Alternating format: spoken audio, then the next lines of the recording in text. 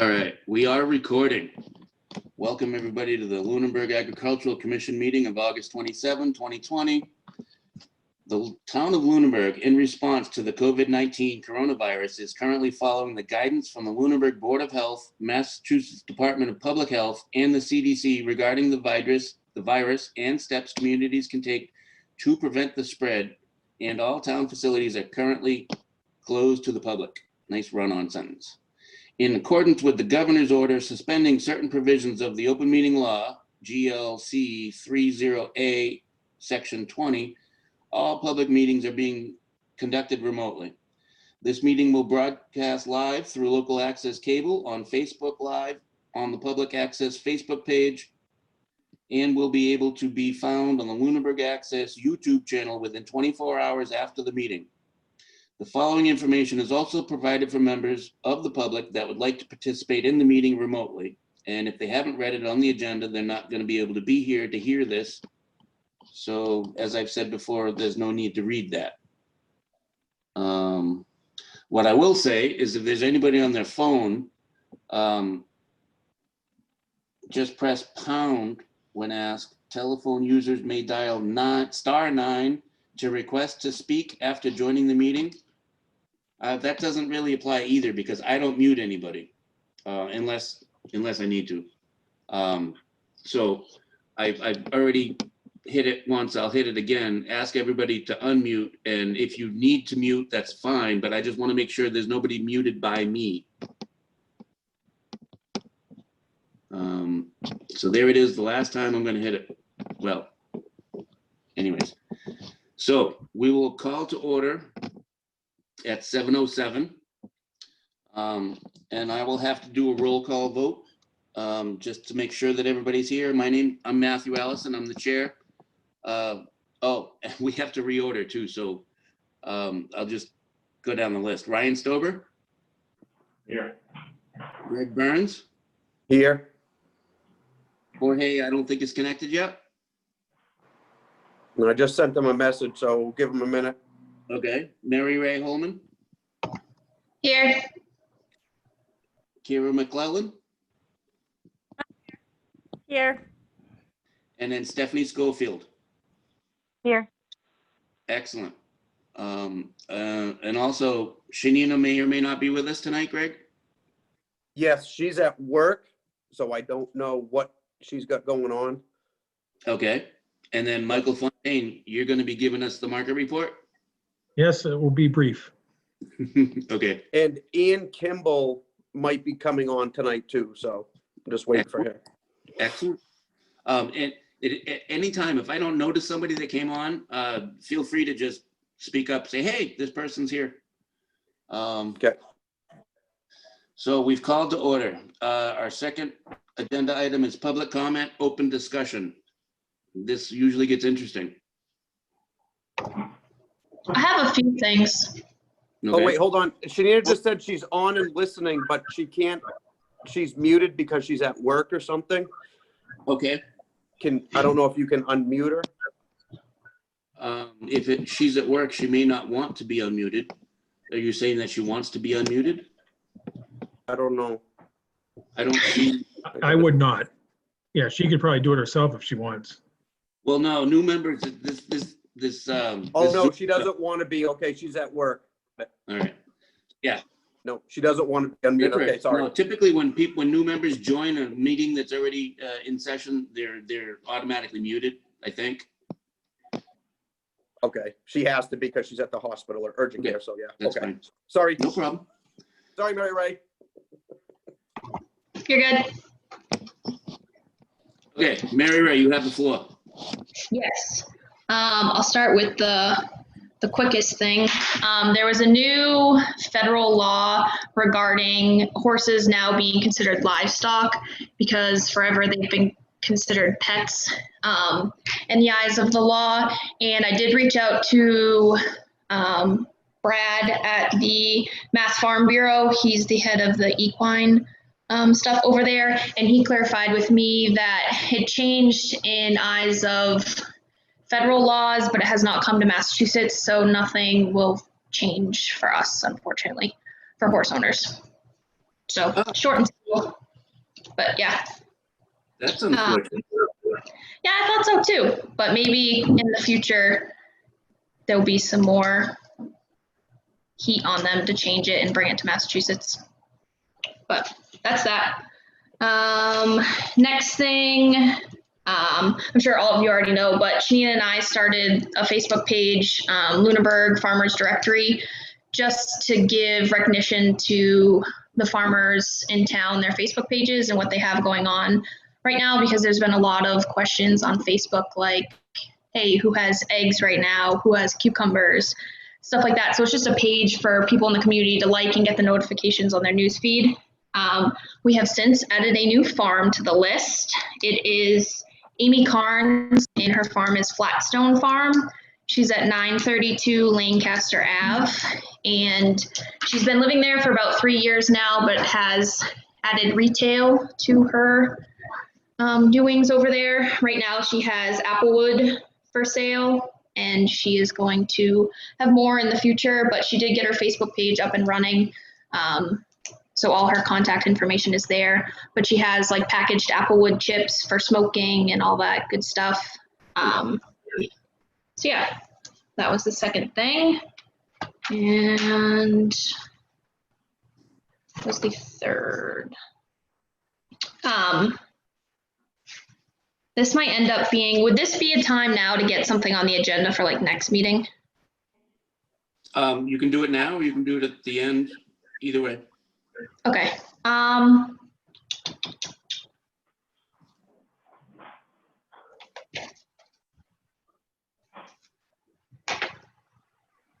do it now. Okay. So I've been looking into the Mass AgCom and kind of like what they do a little bit.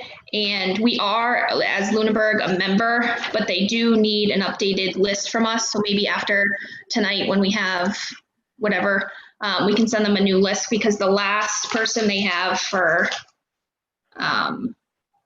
contact is Jay Mendoza. Jeff, no. Okay, so we have his email, so maybe by the end of tonight, we could send them a new list just so they update on their end, because they do list out every town in Mass that has an AgCom. And they actually sent out meetings, because they host meetings as well, and they sent out their minutes and they update of what every town Ag Commission does and what they've accomplished and stuff like that. And they give out a bunch of grants. So if there's anything that we want to do as an Ag Commission, the list is endless. I've looked at like what other AgComs do, but they do give out a lot of grants for things that we want to do. A lot of towns have gotten grants for the signage coming into town for the Right to Farm communities. They've had brochures made up for their towns that highlight if they have a farmer's market, their bylaw, the disclosure of the bylaw. They kind of have, I thought was very relevant with everything going on Facebook. They make up, you can get grants to make brochures for how to be a good farm neighbor. I thought that was pretty cool. But they do owning backyard chicken booklets, and it's a great place to put your town's regulations in there. They host mini series at their libraries, kind of just informational with like meet your farmer kind of things. They have gardener series and workshops. They've had grants on keeping in regions, Hillstown, keep the farming in Hillstown, they call it. It was a USDA grant to keep more of the local food within the region instead of sending it out, which I thought was super cool. But there's so many things that they're doing to increase the public awareness of ag commissions and stuff that I thought would be really great for us to take advantage of. So yeah, they're there to help us, and I strongly encourage all of us to look at their website, because it's super awesome.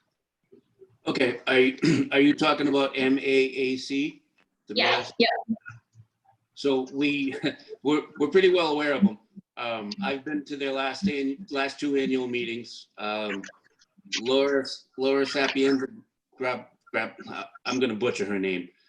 We've got two members local to us in Sterling, Mike Pinio, and in Westminster is why can't I remember his name? He's also regional. I'm sorry. I didn't say anything. Well, he's an egg farmer over in Westminster.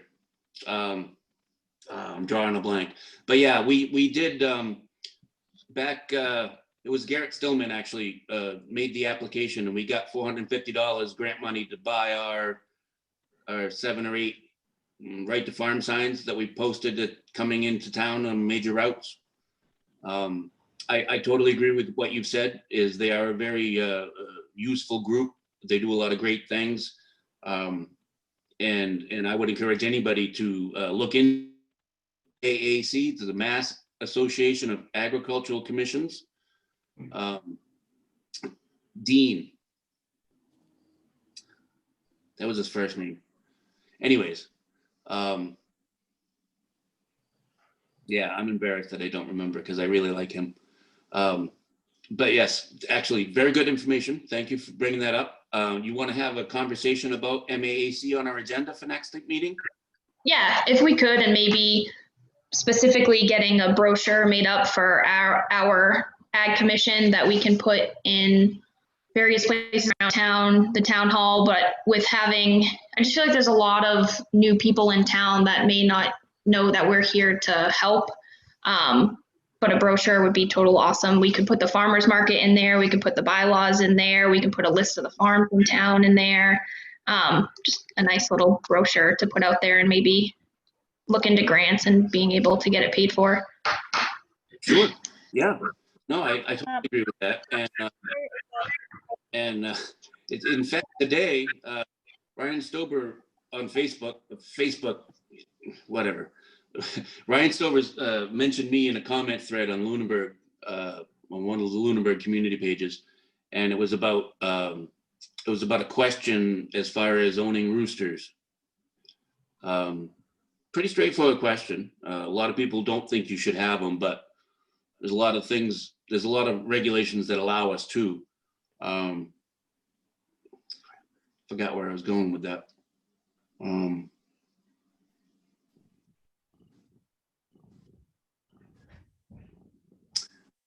Totally lost it. So is that it, Mary Ray? Anything else? Yeah, that's good. We're good. Okay. Anybody else for public comment, open discussion?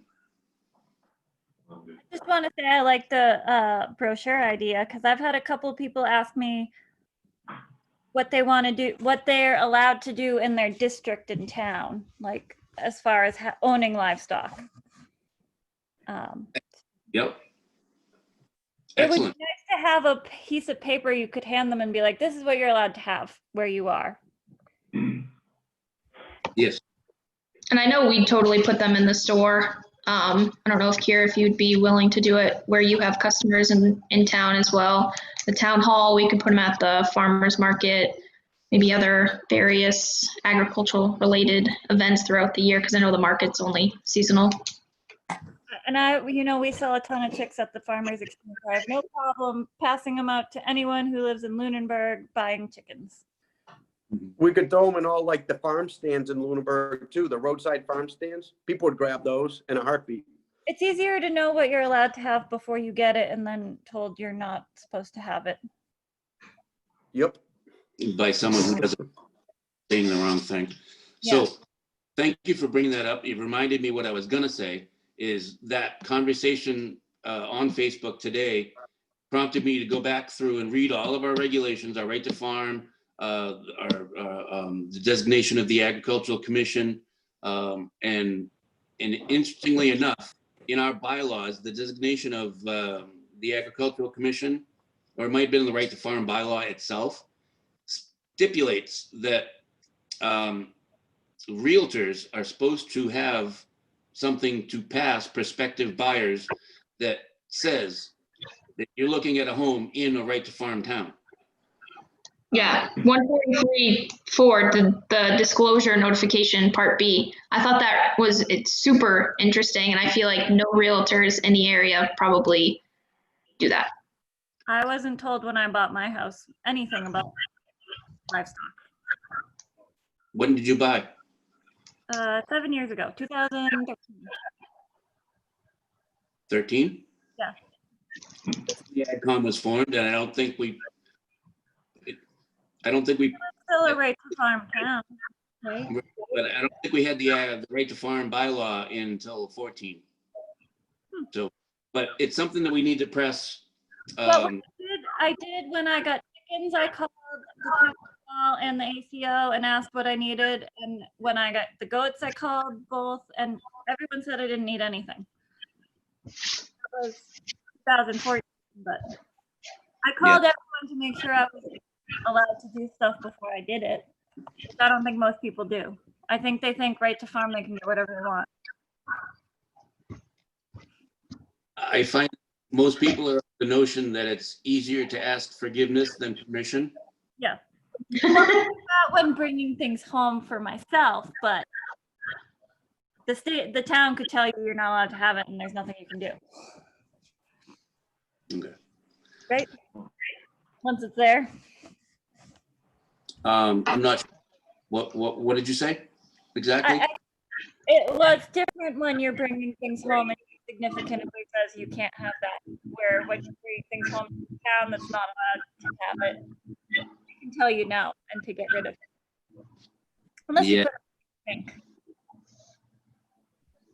So anyways, this is a discussion for probably something that may or may not be on our agenda.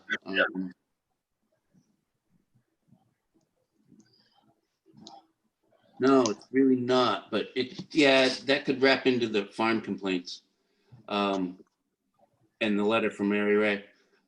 So is there any more public comment? Discussion? I got one of 2 weeks ago. We did a little tractor kind of memorial for Doug McMillan. It was kind of, I don't know who orchestrated it, but we just kind of kept it quiet and lined up the cemetery on Page Street.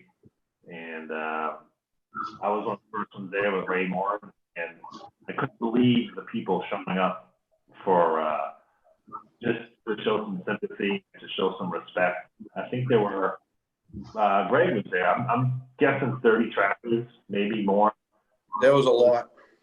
It was very powerful when the casket went by, and when the family members saw just a huge line of old tractors, new tractors. It was nice. It was probably the biggest gathering of Lunenburg and surrounding farmers, I think, we've ever had. From Sterling, Shirley, Townsend. It was. We all took time out of our day. Some brought 18 wheelers full of tractors. Some drove them to Townsend. It was nice to actually make a sacrifice for the day and show some respect. It was pretty nice. I was pretty proud of the town and pretty proud of all the farmers around, just because we're all busy. We all, half those guys are big business owners. Just to show some respect. It was pretty cool. Yep. I really appreciate that. I'm glad you brought that up. So the patriarch from Cherry Hill, Doug Senior McMillan, had passed a few Fridays ago. So that's what Ryan's talking about, and that's a great thing. So I would like to take this opportunity to welcome. We didn't really officially welcome Mary Ray and Kira yet. We kind of did, but not really. And then now we have Stephanie Schofield. So we've got basically 3 new members, which fully complements our open positions right now. I would like to just thank everybody for stepping up and volunteering, and I wish us all the best to forward the interests of agriculture and farming in the town of Lunenburg.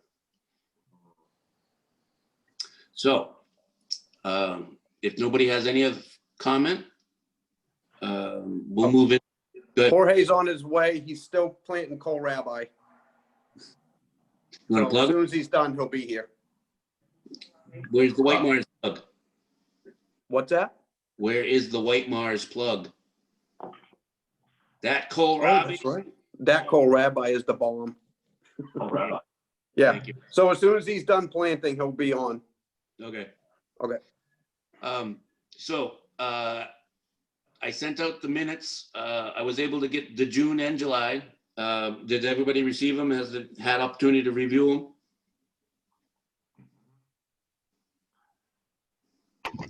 Yes. Yeah, All right, so for the benefit of the new members, the reason for minutes is basically taking notes on the meeting. It's not so important now that we're on video, but it's a legal requirement. We're supposed to have minutes within 3 meetings, I think. Anyways, so there's the June 18th, 2020 minutes and the July 16th, 2020 minutes. Basically, we just review them to see if there's any errors, spelling errors, if you disagree with what's said in the minutes, if you don't think they represent what was spoken about or the topics. I write them and they tend to be pretty short and concise. I'm an engineer, so that's how I do stuff. So if nobody has any corrections or comments or discussion about the 2 sets of minutes, I would accept the motion. My motion to approve the 2 sets of minutes that you sent. I'm trying to pull them up now. Is it June, July? Yep, the June 18th and the July 16th, both of 2020. June 18th and July 16th, 2020 minutes. Yep. Is there a second? I second. yeah, right. Excellent. Is there any further discussion on the approval of the minutes? Okay, hearing none, then we'll have to go into a roll call because we're COVID-a-thoning. So all in favor of approving the 2 sets of minutes, Mr. Stober? Aye. Mr. Burns? Aye. Is Mr. Marzuka with us tonight yet? I don't see him. Ms. Holman? Aye. Ms. McClellan? I gotta unmute. Aye. Okay. And Ms. Schofield? Aye. Excellent, excellent. So all in favor, aside from Mr. Marzuka, who is not with us yet. Very good. So we are up to date on our minutes. Now we're on to new business. The last meeting, we reorganized and 2 of the 3 decided that they didn't want to do whatever it was that they got voted to do. So regardless, we need to reorganize.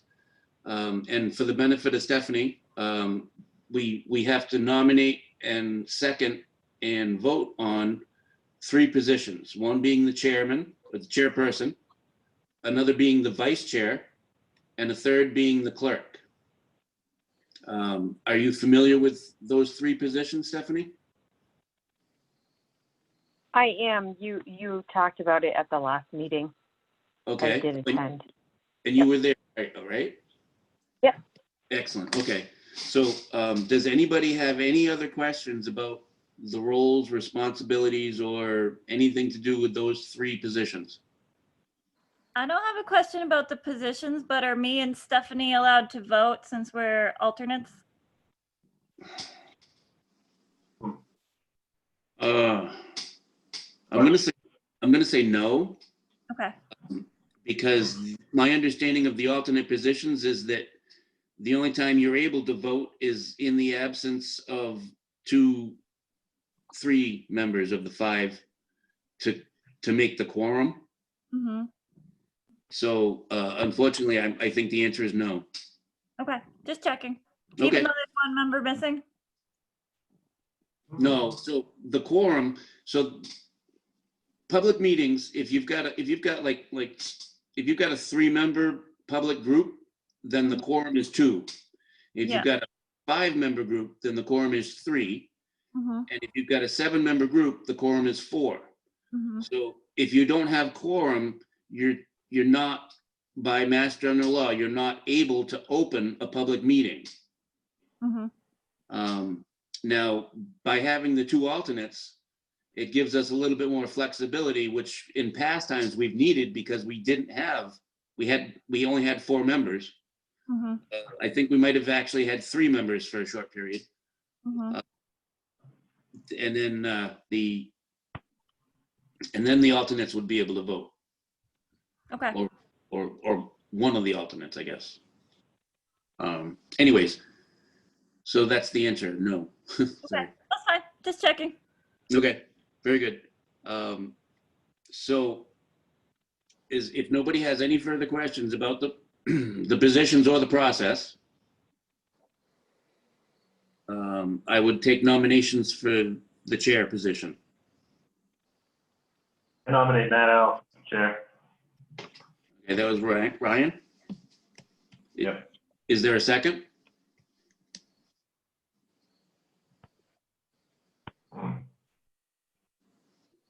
I second. Okay, That's right, reluctantly? we don't have Jorge. Okay.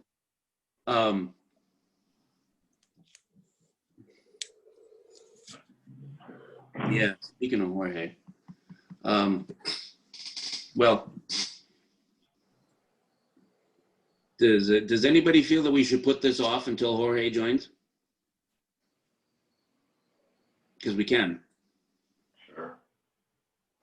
Do you think that's a good idea? Yeah, we can wait and see. I don't know where he is, but you know, he's still working. So he texted me as soon as he's done, he'll come in. Can't hurt to just push it to the end or when he is here and then he doesn't feel left out like he didn't have a say or whatever. Yeah. Exactly. He's in the field right now, so. Excellent. Well, then that puts the focus on to Michael. You're up for our Lunenburg Community Farmers Market Report. This is going to take a while, people. So get your notebooks ready. I wasn't at the last market, but my understanding is that it went smoothly. There were no issues. We do have Mike Melendez who will be performing this coming Sunday, which is good. He's always draws a crowd. I did have someone reach out from the Lunenburg Boosters Association, Boosters Club for the Lunenburg. The football, the Knights. Yeah, it's the Lunenburg High School football team Boosters Club.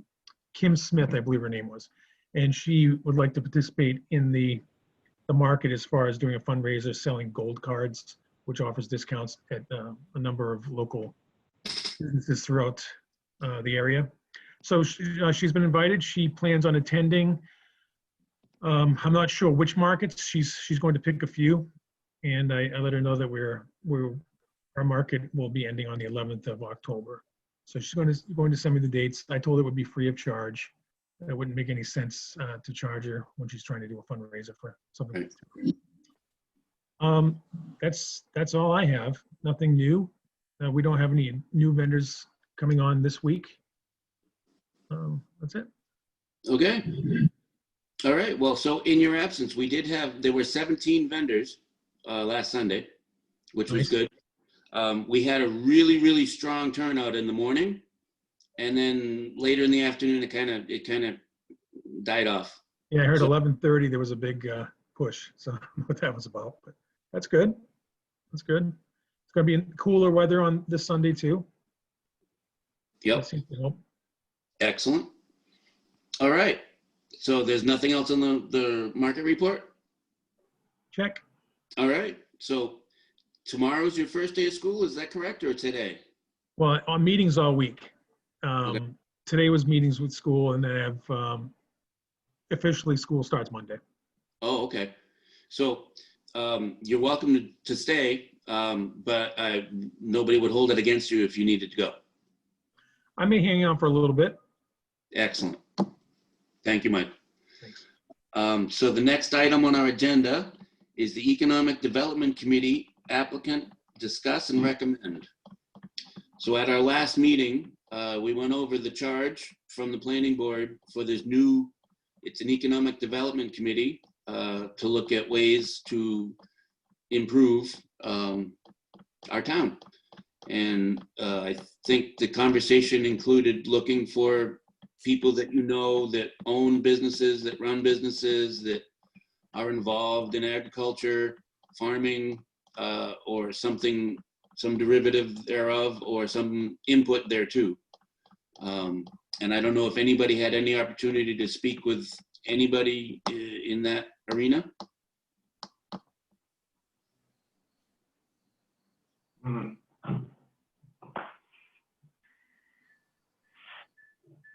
No. Okay. Well, I will keep my fingers crossed and hope that we can find somebody that we feel is representative of the farming agricultural community in Lunenburg that we can interest in seeking that position. I will. Business owner, I'm sorry, Right. Ryan. be a business owner. One more time. I'm sorry. It has to be a business owner. I'm pretty sure that's the charge, but Yeah. but I have something else to say. Is we've gotten feedback from the Conservation Commission, who was also asked to forward a nomination, and they have asked not to be asked to put that forward. So I can't speak for the planning board. I'm only one member, but the planning board did create that charge and is able to revise the charge. I know in previous meetings of the Agricultural Commission, we've talked about revising the requirement of being a business owner to something less, or maybe eliminating it. There is the possibility that the planning board will be revisiting that charge and potentially revising it. I can't say that they will or will not, but and that's simply because of the input that we've received from the Conservation Commission. We certainly can formalize requests of sorts that's similar to that we'd like to have the charge revised. I wouldn't be against that. If anybody feels strongly about it, we can talk about it, and it basically need to go to the planning board, who did What's their reasoning? what, conservation? Yeah. I received an email yesterday or the day before from Bob Peace, who is the current chair, saying that they did not have anyone, and that they would suggest that the planning board revise the charge. I watched their meeting when they talked about it. They didn't seem to see a reason for the Conservation Commission to have been asked to make a recommendation, which is fine. You know, we're somewhat independent groups of boards, committees, commissions. There's a little bit of overlap, but it's their choice, and it is what it is, I guess. So that seems to me a very important group. The Lunenburg Planning Board is also in the process of updating our master plan, which is severely outdated, and economic development is actually one of the 9 elements of that. So it's important to the planning board to get input from this new commission, and they've still only got 2 members of a 5-member group, so they can't even meet yet. Anyways, are there any other questions or concerns or comments about that? No. Again, I would encourage everybody here to, I don't know, talk to people, ask people, consider asking people if they're interested. The charge for the Economic Development Committee was included in that email that I sent around. So if you want something to show a prospective person that you want to talk to about it, you have the language right there. And you can also say that it may be revised in the future. All right, so we'll move on to the next topic. I'll go visit Tracy at Flat Hill and see if maybe she'd be interested. Okay. Okay. We both have lived down the street from them for a long time, and I've approached them a few times, and they didn't express any interest. But I hope you have better luck than I have. Let's give it a try. Excellent. So the next item on our agenda is discussion on community gardens. Came up at our last meeting. We had kind of an action item, and I think it was Ryan who said that he would try to do something. Yeah, I emailed, I didn't get a response. I mean, I emailed them twice. I drove by the gardens again. I mean, I see how they're done. I just need a logistic avenue, which, like, what do you do for pesticides? I just have a Q&A form. How much does it cost? I think it's $20 a year, and you get a 20 by 20 area, I believe. That's what I heard. But I don't know how pesticides, I don't know how watering, I don't know how you don't prevent someone from stealing your cucumbers or something like that. I don't know. And the problem of what I kind of heard, I talked to the Leominster mayor, is there's not really, people in Leominster don't really have a lot of backyard gardens. There's not a lot of vegetable stands. You have Harper's in the corners, and you have Go Farm. So community gardens is a great place up at Shoreland Farms to plant all this stuff. I mean, Lunenburg, when you come in, you go by, Lancaster Ave, there's vegetable farmers, Dick's. And a lot of people have backyard gardens. So I just think with all the newly built apartments and townhouses and stuff, people don't have the ability. So it might be just something to explore. But if there's no interest, I'm not gonna pursue it. But I'm gonna try again. I'm gonna email them again and then just see where that goes. Okay. I don't see how anyone can start spraying Roundup. There has to be kind of laws regarding that, and anything done on town land. There's a waiver, protect everyone. But I'm gonna try them again, and then hopefully, if I do meet them, I'll just send like an email out. Maybe I can have them on a meeting or something, so we can all ask them questions. Great. Yeah. Excellent. And I think it was Mike last meeting that volunteered the $20, if I'm not mistaken. Okay. So, anything else on community garden? No, nothing. Okay. So the next item is discussion on the TCP Building Design Committee. Anybody who's not aware, the TC Passios is the elementary school that was transferred from Karen control of the schools back to Karen control, I believe, of the Board of Selectmen. And there's currently this TCP Building Design Committee that's been charged at last town meeting to come up with a plan for relocating Town Hall and Ritter Building, all of our town offices, into that building. And they are working with an architect. I think they're working with 2 groups, but I don't want to misspeak on that. But they're working with some professionals that they've contracted with, and they are allocating space. It's a 45,000 square foot old school. It's all one level except for a small portion behind the gym that's got a second level. It's got a full commercial kitchen, cafeteria, gymnasium. It's got 3 wings, I believe. And every single classroom has indoor and outdoor access. Every single classroom. I think it's a great building.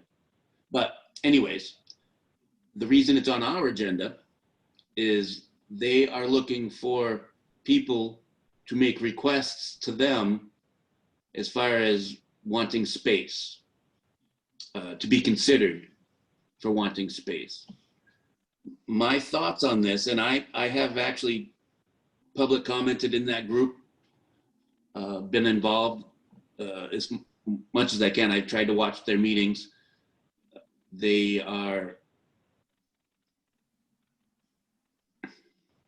My input has been that I think that we should have a community kitchen and a public market in the cafeteria and the kitchen. We haven't brought to town meeting yet public market, which is later on our agenda. We have a bond bill grant. There's a bond bill signed by the governor. It released allowing not less than $1 million for 3 things for Lunenburg specifically, and needs a plan. And it needs to be accepted. The plan needs to be accepted, and then they can release money. I've heard that it's an arduous process, that it's not likely that they'll get the money. I had opportunity to speak with Senator Dean Tran. Is he a senator? Mm-hmm. Yeah. Representative. He's part of the state government, and he encouraged me to try to come up with a plan to get at least some of that money, because it's not free, nothing's free, but it is allocated for the town of Lunenburg for a community kitchen, the L&M gas station, and streetscapes and building facades in the center of town. So is that something Mike and Yanina have ever thought of doing, like a community market or a bigger market, like a yearly market? Well, it would be something entirely different from the farmers market as it exists now. Like a co-op or something? Well, so it's a mass general law, and I emailed this to you as well. I don't know if it was, I think it was section 40. I think it was chapter 40, section 10, maybe. And I apologize, I don't have I do actually.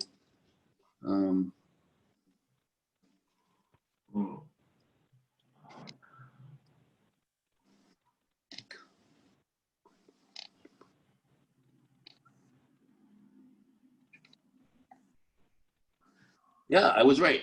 Chapter 40, section 10, public market. It's a mass general law. Once a town or a city reaches a population of 10,000, then that town, probably, cities are usually much more than that, that town is eligible to adopt that general law, very similar to the way that we adopted an agricultural commission. That was also a mass general law that the town went to town meeting, and the town accepted it. So then we were able to form an agricultural commission. This is very similar to that, where we need to accept the general law within our town bylaws. And at that point, we would be able to plan for it. If we don't have it, we can't plan for it. So I've kind of put the cart before the horse as far as talking about this with the building reuse. But I have had conversations at least 3 different occasions with town council, asking them to give us a draft of what we need to submit as a warrant article for town meeting. And I haven't really gotten it back yet. This is something that I feel very strongly about, that in past years we've talked about. Good. We have to actually, I think, poll the vendors, or just poll the public to see if they'd want to participate in something yearly first. And like, we have to see if there's any interest in people doing it first. Does that make sense? It does. It's not. It doesn't have to be just a farmer's market. It's a public market. Right. It could just be someplace where you'd have that farm to table experience with a kitchen. Yeah. And if it was in the same building with municipal offices, and they're scheduling, they're looking at including the teen center.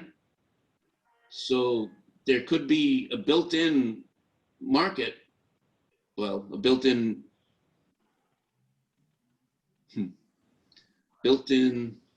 people to go to the market, and then open to the town, open to anybody really passing through. But it doesn't have to be specifically for the farmers market as we know it right now. So what type of vendors would it attract?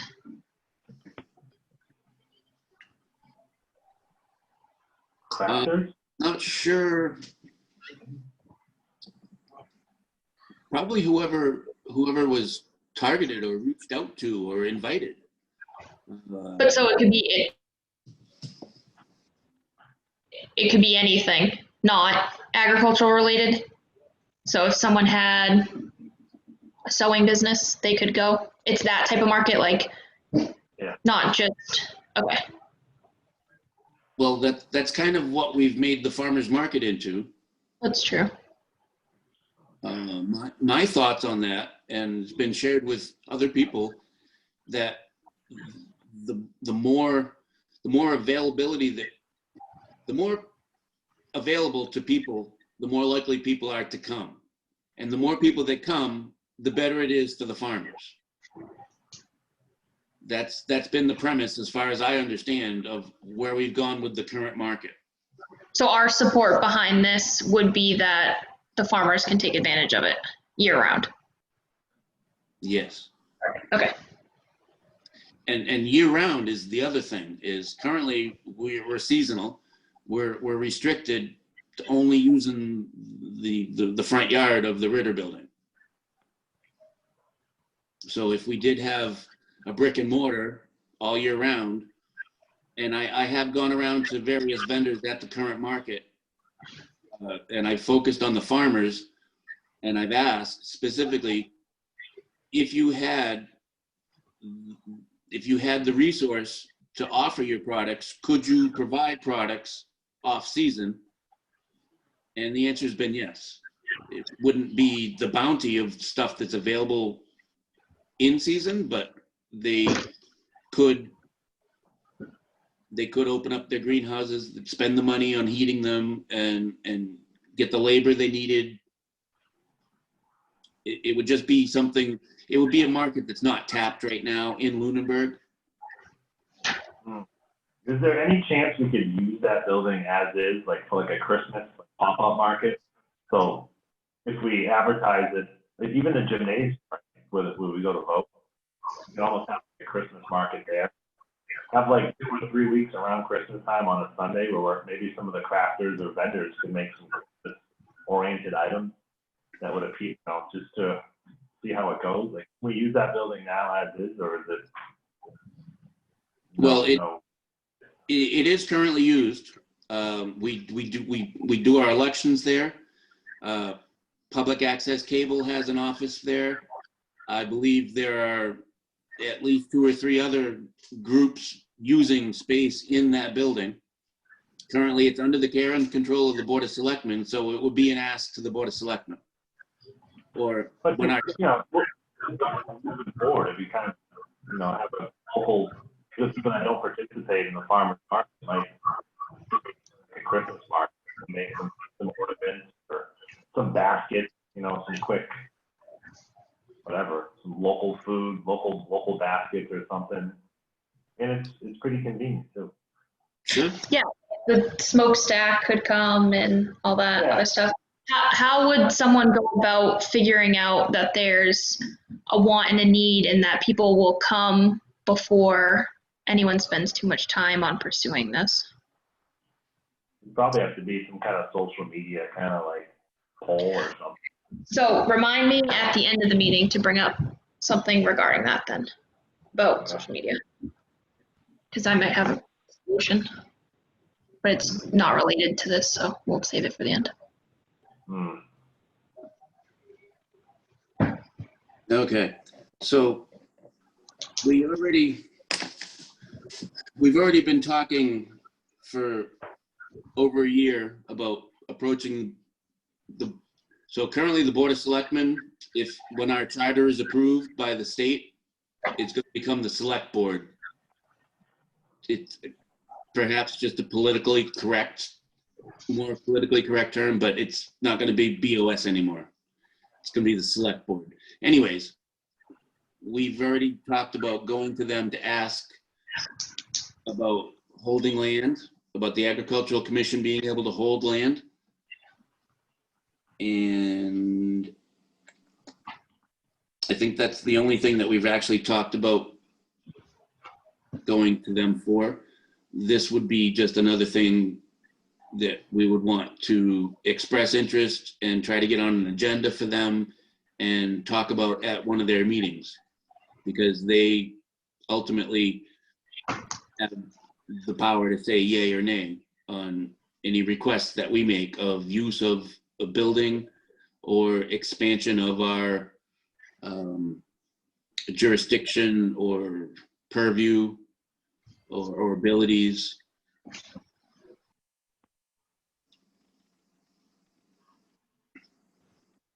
So anyways, the discussion on TCP Building Design Committee was on the agenda to see if there was some specific ask or request that we wanted to make to that group.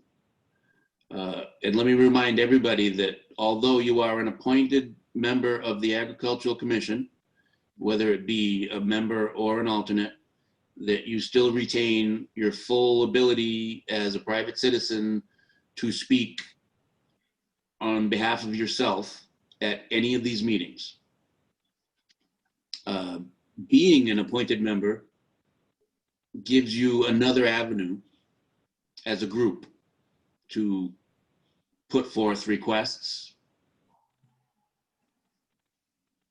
And as I said, I have been participant in the TCP building design on a few occasions. So I just wanted to make everybody aware, and I wanted to share my participation with that group because I have spoken on behalf of the Agricultural Commission on things that have been on our ongoing business items on the agenda that we've spoken about for over a year. Made them aware that this group has been talking about that. So, have we got Jorge with us yet?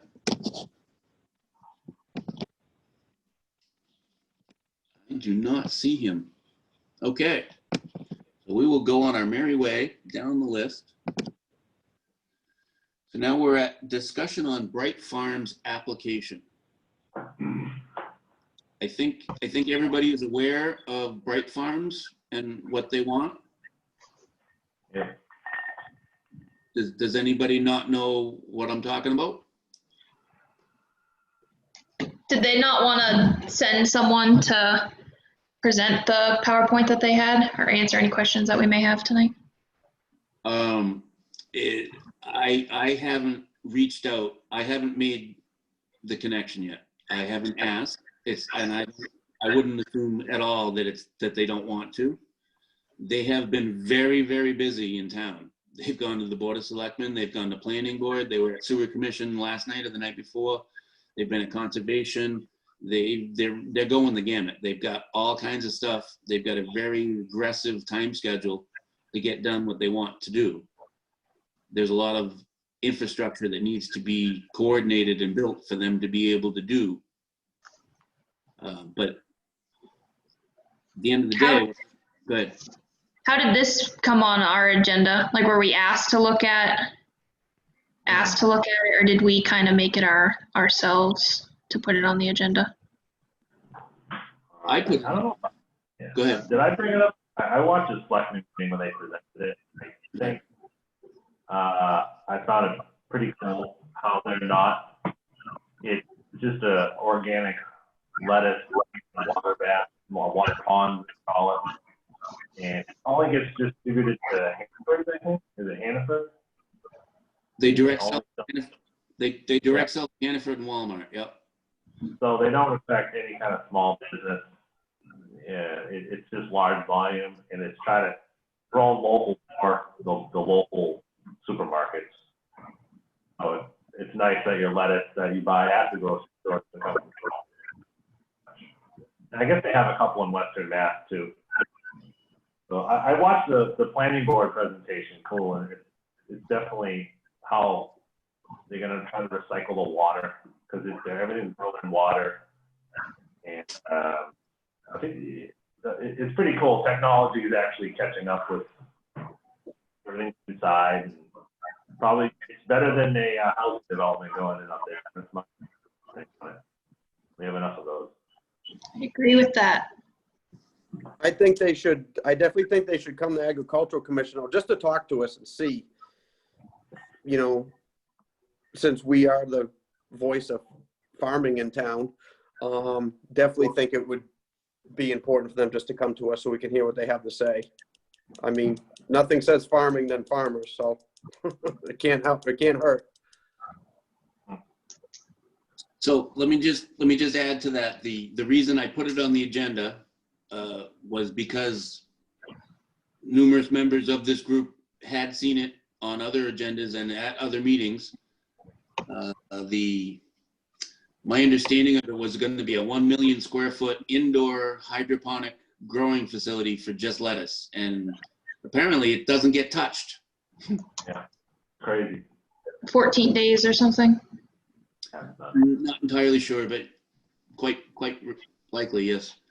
But the thing that I understood differently at the planning board meeting recent was I thought they were going to have 60 employees, but that's for phase one. Phase one and phase two are halves. So the ultimate is going to be 120 employees. So the only thing that I can see possibly affecting local farming is the consumption of possible labor. But again, it's not baling hay, it's not tilling soil, it's not working the land. You're in a greenhouse, so it's not going to be the same labor force. It doesn't matter. Yeah, but farming's farm. I mean, ask Jorge about greenhouses. You know? But I see what you're saying. I mean, I just think they should come to us just so we can hear what they have to say. You know, I mean, if we have an ag home, we might as well use it. You know, get out there so people know what we do, what we're about. You know, unless you're farming, you know, people just don't get it. They don't get it. They drive by it. They see it. They don't get it. Unless you're in it, they don't get it. So that's all. That's my opinion. I think they might, unfortunately, probably haven't come to us because we really have no say. Is that correct, Matt? We can give our blessing and our support, but when it comes down to it, there's nothing we can do. Right. They don't need our blessing. Yeah.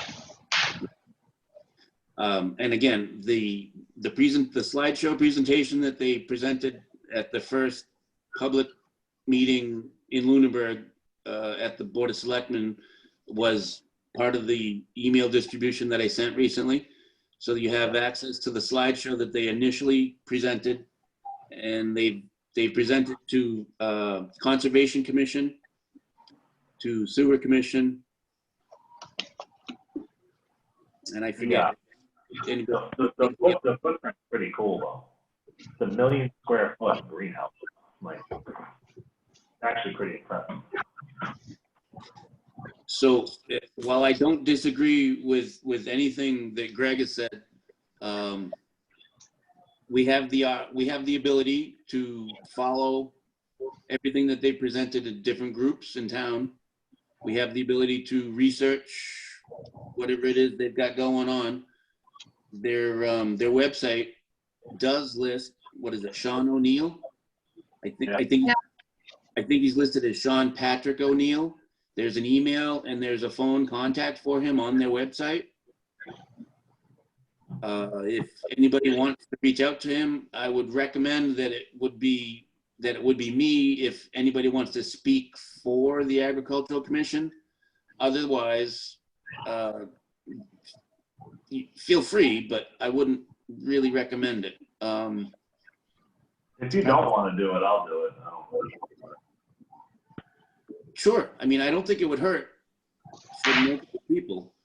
I'll tell them about the next week date and just tell them to zoom in so we can ask the questions and stuff. I mean, I've seen the presentation. I don't think you need to go through the PowerPoint again. That'll consume an hour.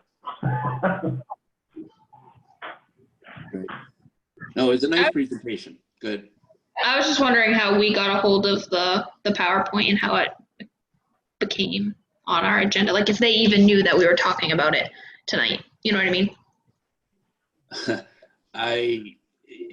If you want, so to answer that question, you can watch the planning board meeting that we had just the Monday of this week. I'm also on planning board, and I asked them some pretty straightforward questions. I asked them about time frame, who they saw first, who they saw next, and blah, blah, blah. I did mention that I was on the Agricultural Commission. I did mention that we would love to have a conversation with them. And again, it was just the person, Sean O'Neill. And he seems very open. Actually, I think there might've been a second person.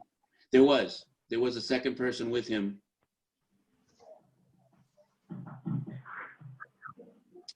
Another representative of Bright Farms. They seem very open. I did mention that open space. I don't know if they've gone to open space because no, they haven't. But I did mention to them about trail access.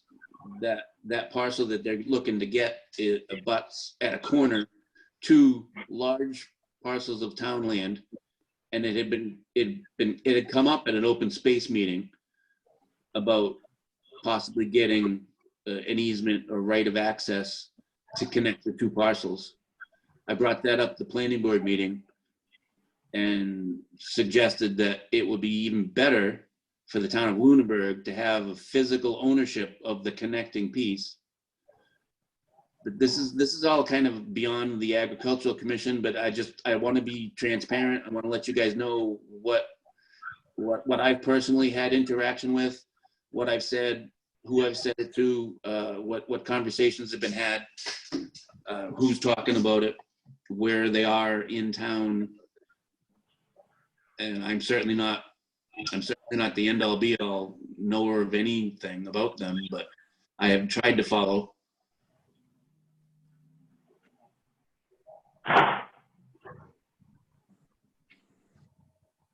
So, as we've said tonight, they're talking about going up next to Walmart in a large area adjacent to Walmart Hannaford. They're going to be coming back to the planning board with an A&R, approval not required land subdivision. They're going to take that existing parcel and separate it into 3 pieces.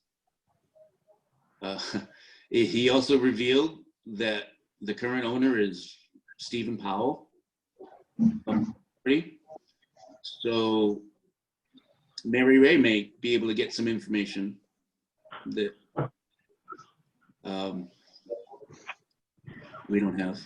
So anyways, they're looking at separating the front piece that's in commercial, obvious reasons, and the, I believe it's southerly piece that is very steeply sloping, has a lot of wetlands, there's a bunch of issues with it. May never get developed. May not, I don't know. But that was the conversation that was had at the planning board meeting on Monday.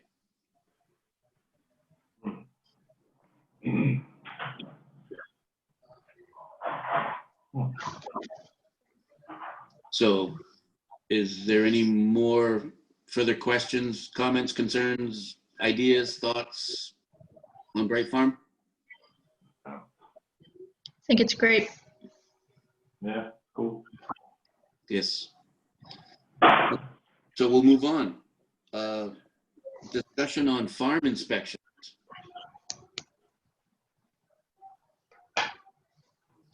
I put this on at the request of a member. I don't think that the regulations have changed, but I think that there have been new policies adopted.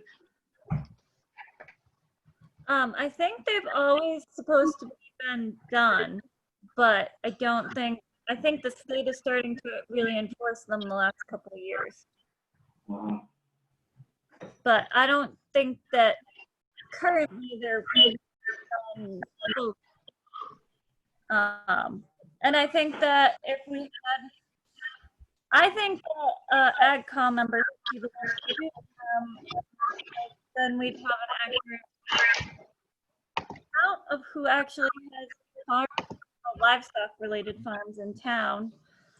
And it would be good for us to have those numbers for complaints or if people move into town and are trying to change any sort of laws. Yeah. In my opinion. And I think we'd get a more accurate count. More of us know the people farming in town. Sure. I agree. And even right on the Massachusetts Association of Agricultural Commissions, what does an AgCom do? Serves as a local voice advocating for farmers, farm businesses, and farm interests, provides visibility for farming, works with their town boards about issues facing the town that affect agriculture, helps resolve farm-related problems or conflicts, protects farmland and natural resources. So I do a lot of livestock pet sitting in Lunenburg and surrounding towns. I ask pretty much everyone I pet sit for casually if they've ever been inspected. And maybe 7 out of 20 said. So that's not accurate numbers reported to the state. And we don't have those numbers. Like ACO takes those numbers and sends them to the state. So AgCom doesn't really know how many people in town are actually farming.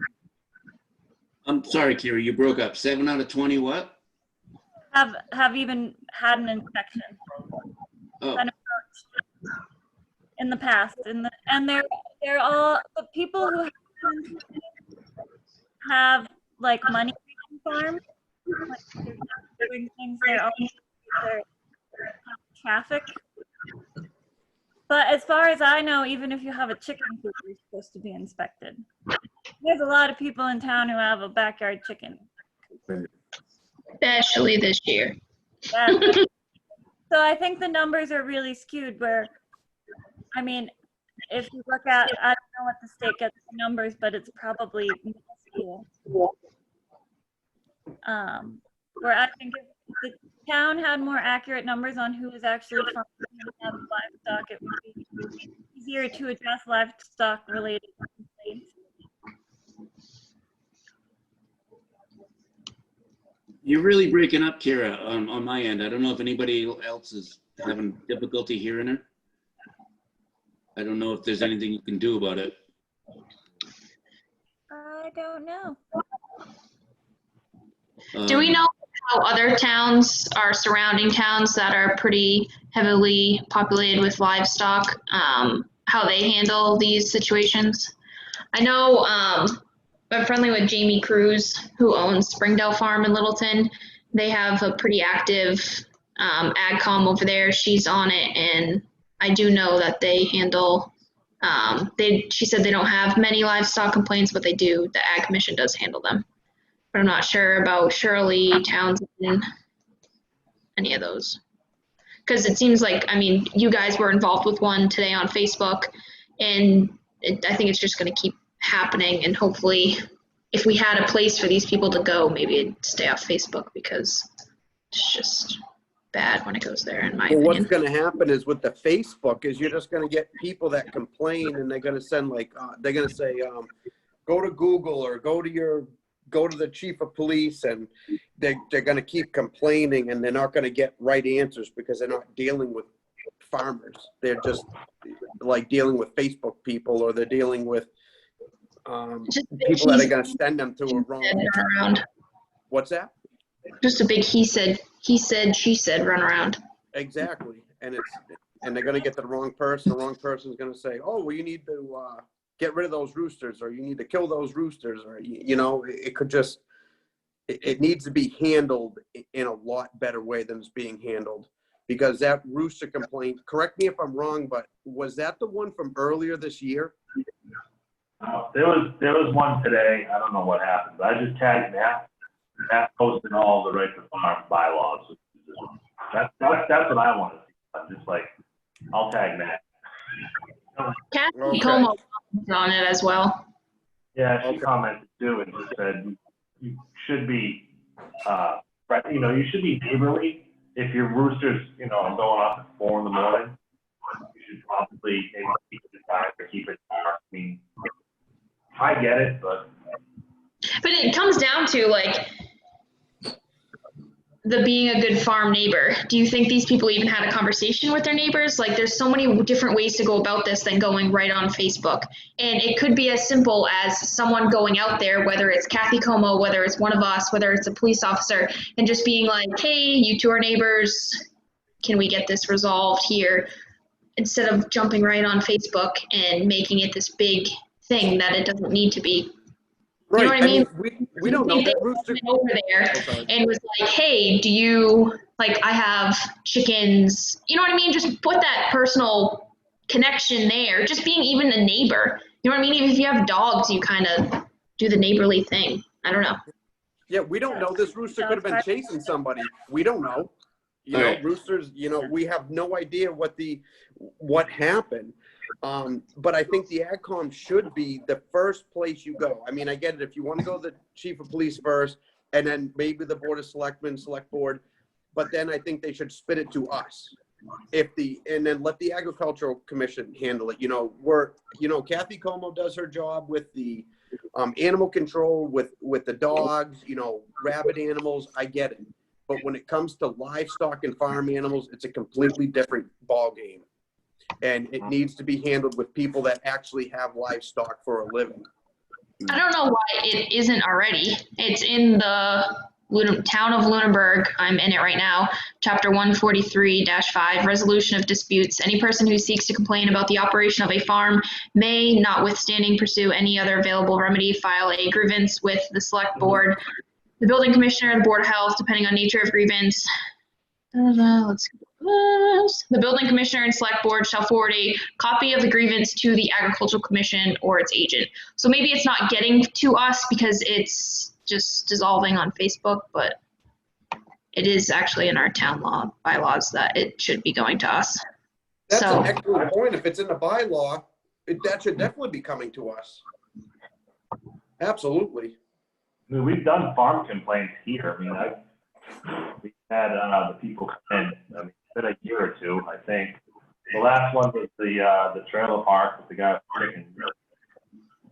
I don't know if someone, if maybe the chief just tries to go there, he gets the first call and tries to remedy it, including a ton of people. I don't know. We When can that talk to the chief. It's Gamble now. Gamble's the acting chief right now. I can go talk to Gamble. Yeah, he's cool. Go on Matt, how did it get to you guys? I forgot. It must have been 2 years ago, I think. It was people were having their older chickens in chicken crates after, not humane. But did you guys take it upon yourselves to go out there, or did like the board of selectmen or the police ask you as the ag commission to go out?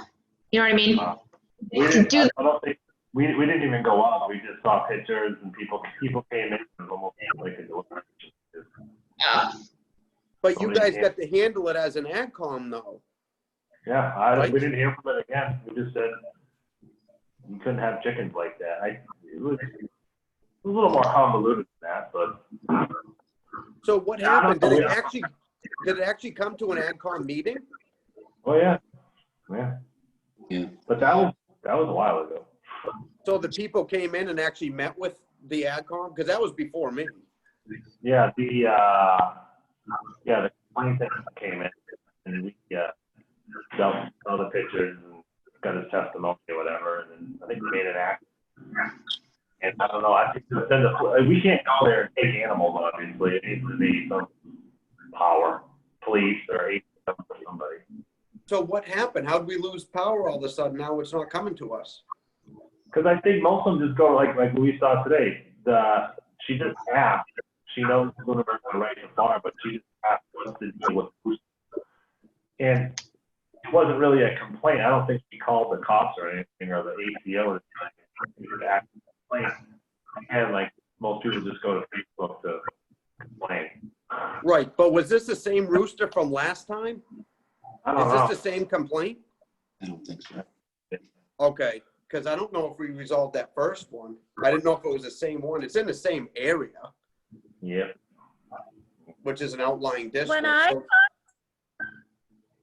When Go I ahead, Karen. talked to Kathy, she said that she didn't know anything about livestock complaints coming through AgCom.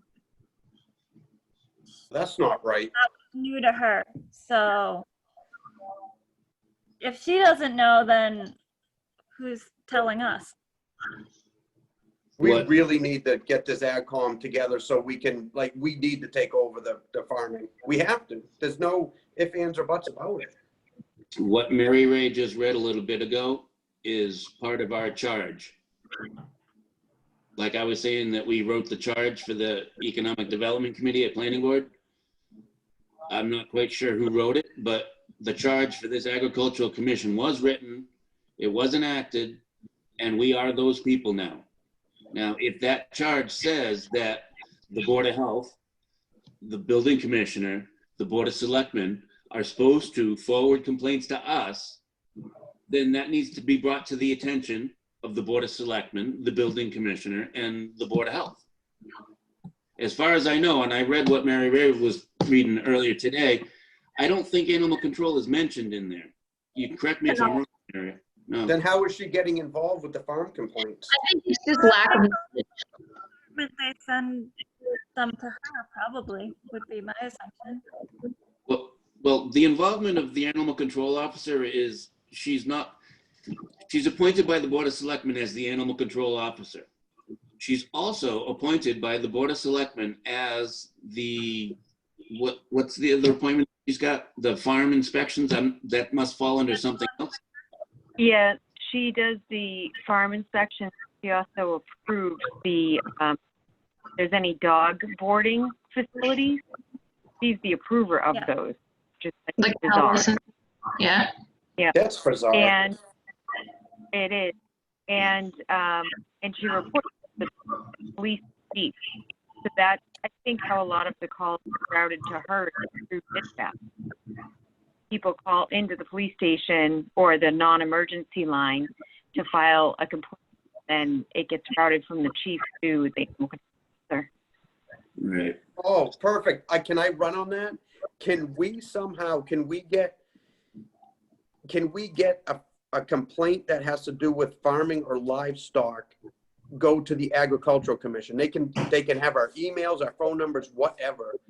Is there any step we can take so we can get it to us first? I put it in the letter that I wrote, I put it in there. So it depends on who we decide to send the letter to, but I would assume it would be the Board of Selectmen and the police station. Perfect. Can we appoint Wow, a member awesome. on the board that would be directed to, where like if they need a phone number to call, can we let one of us, like a specific person instead of the whole group? That is Well, that would be one of the duties of the chairperson. so they should call you. Yeah, and I don't have a problem with that. I mean, I've spoken with Kathy numerous times. I've known Kathy most of my life because I grew up on a dog farm with a horse farm, a dog farm. She was inspecting our barns. She was inspecting our property, our kennels, our stables, our barn. And that's who I've always known as the person responsible for such inspections. And now that since the Agricultural Commission, I think, was started in 2013. And I think the Right to Farm bylaw was passed in 2014. And currently, we still don't get the recognition that's in our bylaw. I think it's just going to be a simple matter of a conversation with the people involved, as the police station, the animal control office, the select board, the building commissioner, and the Board of Health. Yeah, but we can do that. We I can know help it. explain it to them so it goes to us. We have to be proactive as an AgCom. I mean, there's AgComs out there that are super proactive, that they're having, you know, bee schools, and they're doing farming schools and how to raise chickens, and not to get off subject, but it just needs to go to us so we can help people out. You know, no one knows more about chickens than someone that raises chickens. No one knows more about horses than someone that stables horses, you know, goats, you know, turkeys, whatnot. You know, it needs to come to the AgCom. It really does. Yeah, and even if it went to the chairperson, if it went to you, Matt, and you were like, it was a farm complaint up at Tammy's, and you weren't comfortable doing that, you felt like you didn't have the horse knowledge, but you were like, hey, Stephanie and Mary Ray, are either of you available to go do it? Or if it was, you know what I mean? Like if it was something, if it was Stillman's. Chicken Chickens are problem, goats. call Greg. If it went to the chairperson, the chairperson could then do it themselves, or if they didn't feel comfortable doing it and someone was more qualified in a way to do it, then send them. You know what I mean? It's better to send someone that has the knowledge with these situations, because it's happening, isn't it, in town, all the farm complaints, no? And Yeah. we're all here to work together. We're not like pinpointing people. We're all here to work together. Like, Matt, if all the calls go to you, like Mary Ray said, go to who do you think the best person would be, or call all of us. We'll all go out there. We don't care. No, we have to pause for a minute. The Agricultural Commission is responsible for hearing complaints and mediating. We're not charged with farm visits. It's not even a conversation that we can be having right now, because nobody's given us that ability. We could possibly have. Can we ask for it? We can ask for anything we want. Whether we'll get it. Well, why don't we? I've been waiting. Okay, so it's been Jorge and Ryan, myself, and then Greg stepped up. And you know what? We've been having a hard time keeping quorum, let alone having productive meetings. And I'm not trying to throw anybody under the bus, but I'm sorry. Go ahead, Karen. Well, even like, you know, I work at the Farmers Exchange. I pet sit. People call me and ask, even like getting an animal, they want me to look at their setup. For someone who knows what they're doing and can give advice, I think it would be helpful to be able to send someone out to be like, if this is how you want to raise this type of animal, you need this thing, or you know, something, a predator can get into that kind of chicken coop, maybe you want to do this. Just to go out and give advice on how to structurally do something, or proper ways of feeding, or, you know, would be helpful. I think even if people could come to the commission and ask us to send someone out to help them with their initial setup. Yeah. Would, I mean, we wanted more farmers on the AgCom. Remember, Matt? You wanted to get farmers in. Now you have a lot of farmers in, but this is how we are. We want, like, we know so much about animals and so much about farming. We want to help people with it. You know, we know how to help people. We could help with it. people. I love this energy. I love it. And I knew this is what we would get when we got a full complement of farmers on this group. I love it. 2 thumbs up. Okay, now there's a difference between practical experience and knowledge and authority. We've got 0 authority right now. Nothing. We have to ask for it. We have to be given it. It has to be given to us. Or not, however it is, but we need to have that voice. And No, we definitely all understand that. Well, Even with like, quite honestly, I did not feel appropriate to take that upon myself when we had 3 or 4 members and go to these other groups and say, look it, we want this, we want to do that, this should be this way. I wasn't able to have the conversation, for one, and get the buy-in, for two, to be able to speak for this commission in that manner. Does that make I sense? think it's just taking back authority, what's ours. No, it's written right there in the bylaw that we should be doing it anyway. Well, you could do that. I've been involved in town government for about 9 years now. It won't get you very far. No, I'm not. That's a good positive thought. Well, no, to be forceful and say, this is our right, we deserve this, we need this, this is our charge. Yes, You know? but we're a right to farm community. We have a right to farm bylaw. We have numerous farms in town. We have numerous livestock. Yet we still get complaints. Why don't we just do something instead of sitting quiet and cowardly? Can we ask questions? I'll go to the chief of police and see if we can get calls, just see what he says. We can, when we should. You know? I think we should. You know, and if they all go to you, Matt, don't worry about it. We're all have your back. We're all gonna, you know, help each other out and take care of the situations. And I trust that you would, and there's no question in my mind. And if the town doesn't agree that it shouldn't be handled by the Ag Commission, then it needs to be changed in the bylaw. Exactly. Yeah. Exactly. Why have laws that we don't follow? Why have rules that nobody cares about or listens to? Or I totally agree with you. Totally agree. And I have at times been a little bit more outspoken than I kind of felt that I should be, just simply because we had such a small membership and nobody seemed to recognize any authority at all. I mean, I started out in planning board pissed off. I wanted change. I didn't think they were doing it right. And I'm an engineer, and this is my profession. This is my career. I do this for a living. You guys don't know nothing. You're a bunch of housewives and whatnot, right? That didn't get me very far. So, But when you're getting into the farmers, like someone like a lot of people like me, like this is what I do for a living now. You know, my gym is shut down. I closed it. That COVID shut me down. I am full-time farmer. This is my livelihood. You know what I mean? And this is a lot of livelihoods in town. I rely on, you know, vegetables and everything else I do. That's what I rely on to put food on my table, money in my pocket. That's it. So it really, this is why we got to protect farmers. I'm sorry, Kira, go ahead. If Greg doesn't want anyone complaining about his chickens and then being like, oh, you're here, you can't have those. That's going to take away half his business. Yeah. We want to feel safe with what we have. Yeah. Right.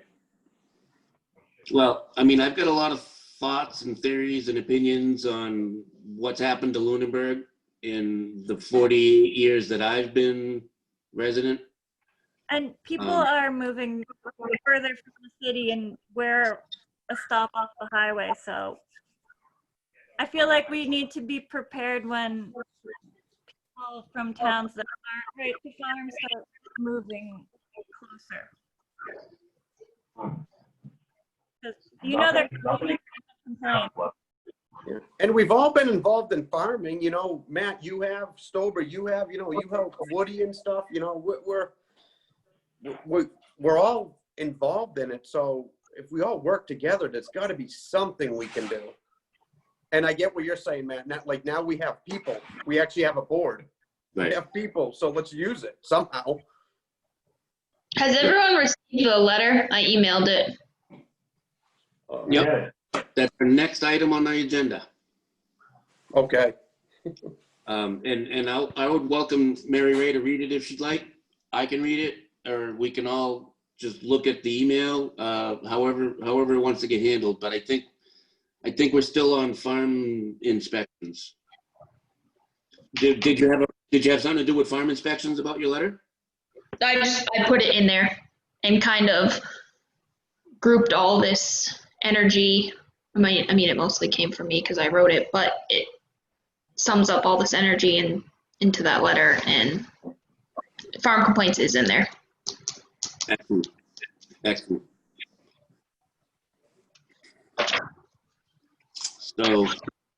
So yeah, basically Kathy Como is the animal control officer. Phone calls now go to the general police line, I think, for animal control. So they go to the general dispatch on Devon's, basically. So Go, not that it's Lunenburg, I haven't had to call Lunenburg ACO, but in towns, when you go on if you look up ACO, it takes you to the police department and it gives you Mary Letourneau's phone number. Couldn't we get on I don't know what Lunenburg has because I haven't looked it up, but couldn't it be ACO and then like farm complete on the website? I mean, that's not in the town public website, but I'm assuming it's on the police department page. I'm not sure that's actually been. First of all, you were broken up and I didn't hear everything you had to say, so I'm not sure that I actually got the full brunt of what you'd said. But I don't think that the process has been looked at or streamlined, or I think that when people want to complain, they're going to call somebody. Most likely it's going to be the cops. If it's not the cops, it's going to be the dog officer. If it's not the dog officer, they're going to go to a Board of Selectmen meeting and make a public comment. Hardly anybody does the latter. Most people will just pick up the phone and. I think. But right? do you have your number to be forwarded to?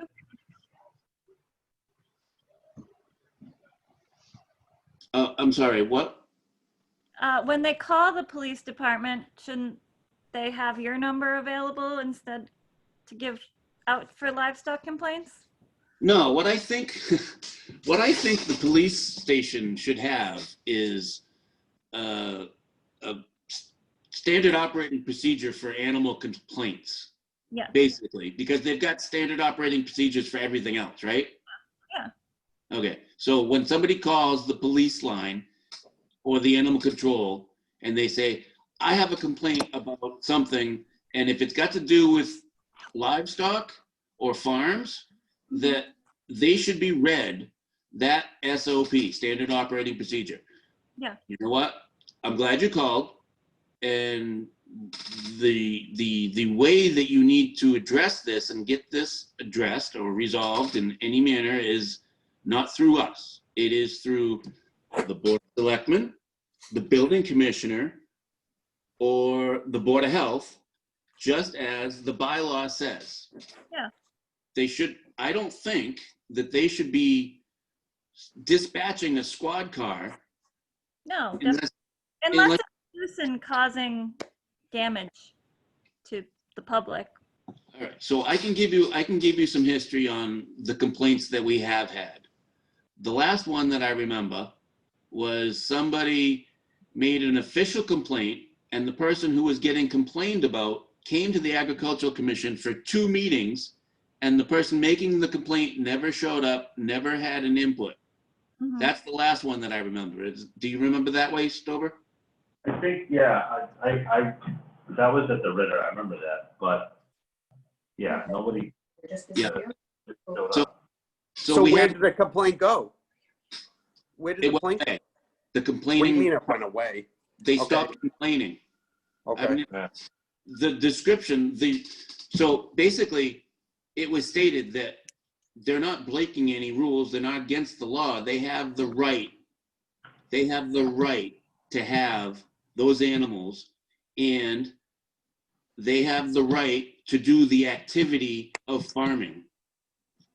Regardless of their parcel size, farming the activity is what's protected by 40 Section 3, Chapter 40, Section 3A. Right. All right, so having the physical farm, 5 acres or more, is something different from the activity of farming.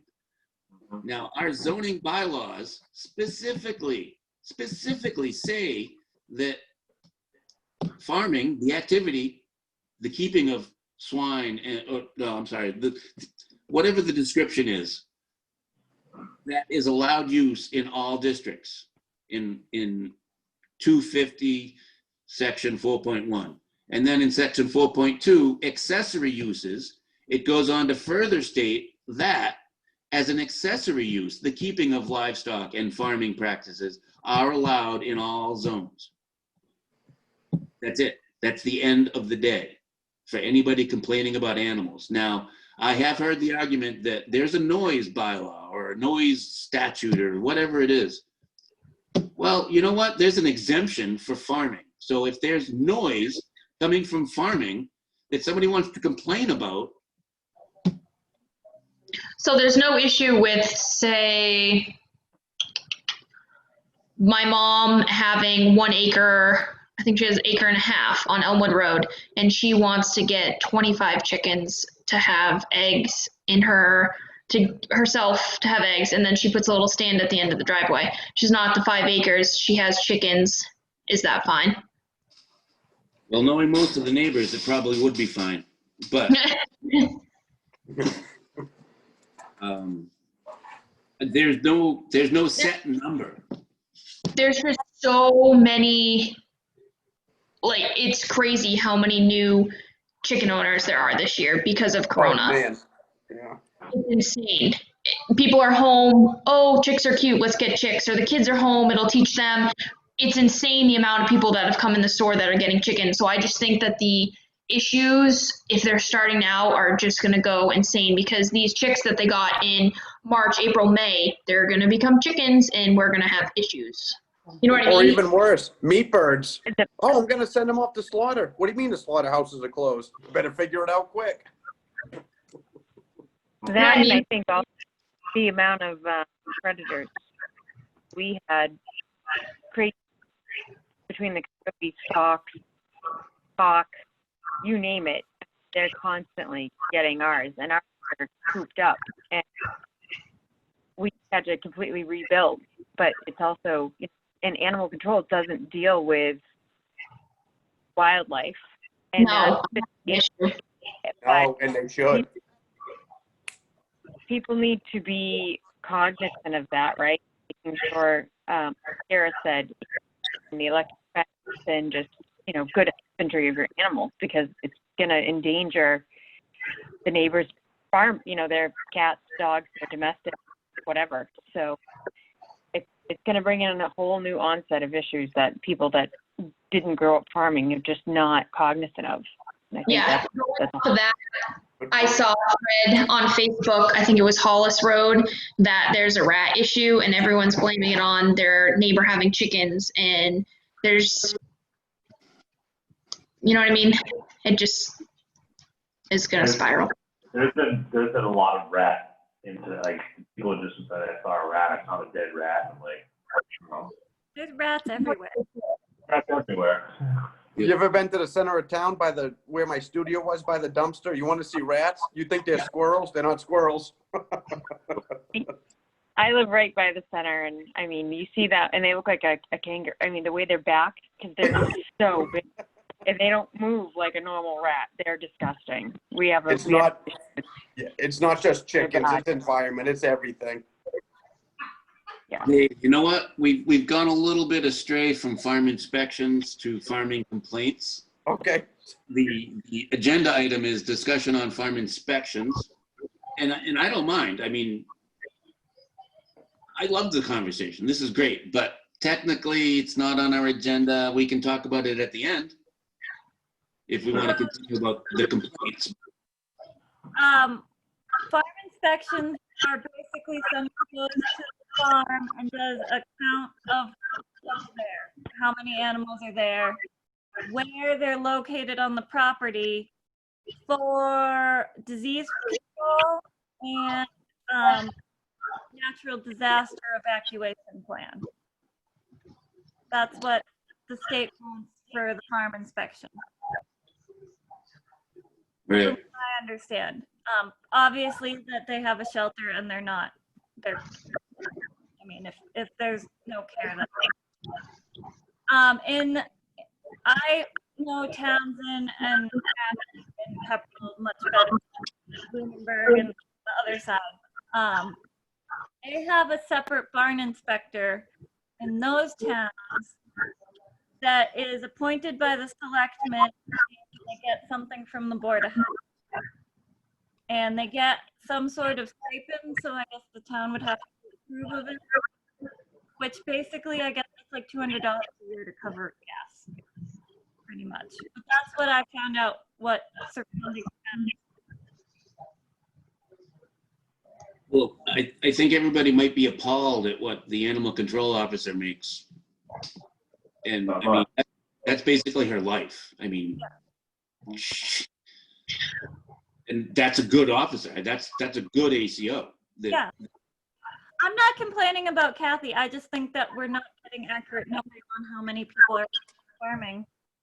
Oh, no, no. God, anything did happen. Like an actor.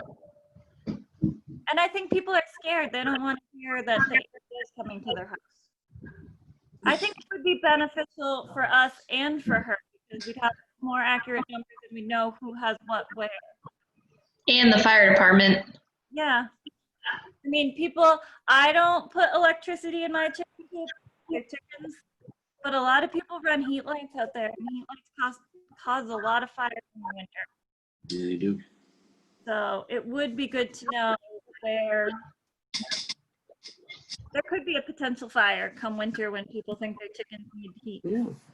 That's why we need us to talk to them and tell them that chickens don't need heat lamps. They're fine.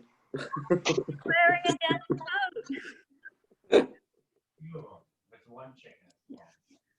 Even goats, some people put heat lights on their goats. I mean, I'm sure there's crazy horse people who give me horse. I was waiting for that. I mean, they're wearing like 30 blankets, but I'm sure Yeah. they don't want to keep it all. Well, for breeding purposes, you do too. We don't have any breeding farms in town, but Yeah.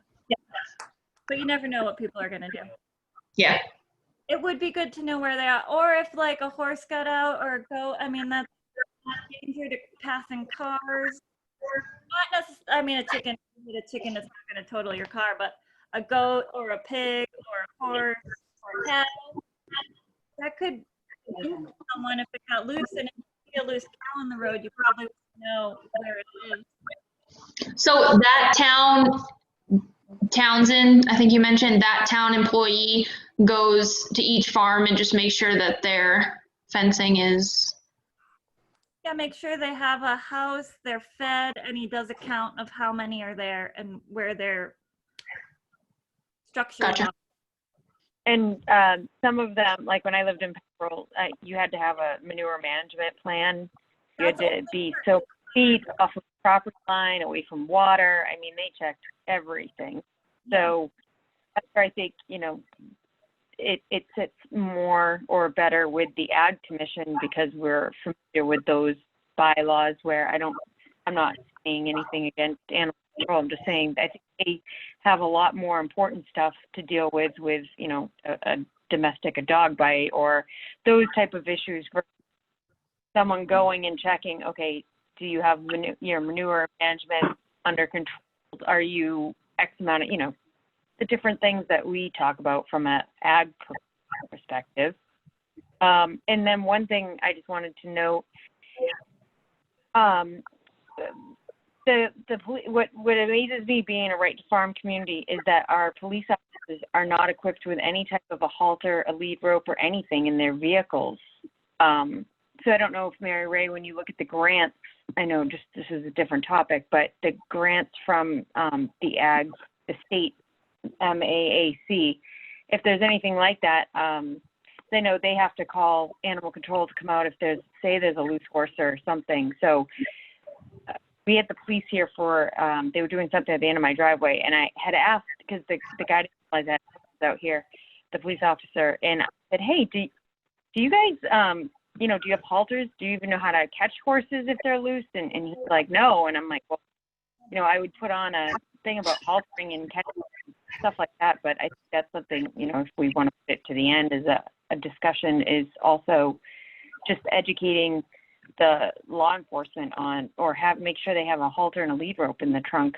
So if they do get called out because there's livestock, whether it's a cow or a horse or whatever, they have the right gear to catch them. Yeah, we should totally put that on a discussion at the end for our agenda for the next meeting. Yeah, there's a good number of stories that I will happily relate to you folks on my experience with this commission dealing with the farm complaint. But as Mary Ray just said, that is a good topic for public comment, open discussion at the end. Do we have any action on this agenda item of discussion on farm inspections? I think that someone needs to have a discussion with Kathy Como and the Board of Selectmen to see if, one, she would mind if one of us took over, because I don't want to step on her toes, or at least, you know, go with her.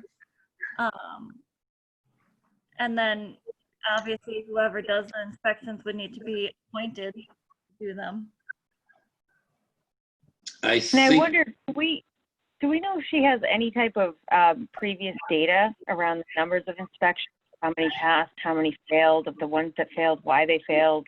I don't think citations? the pass fail. I think you just take the numbers down.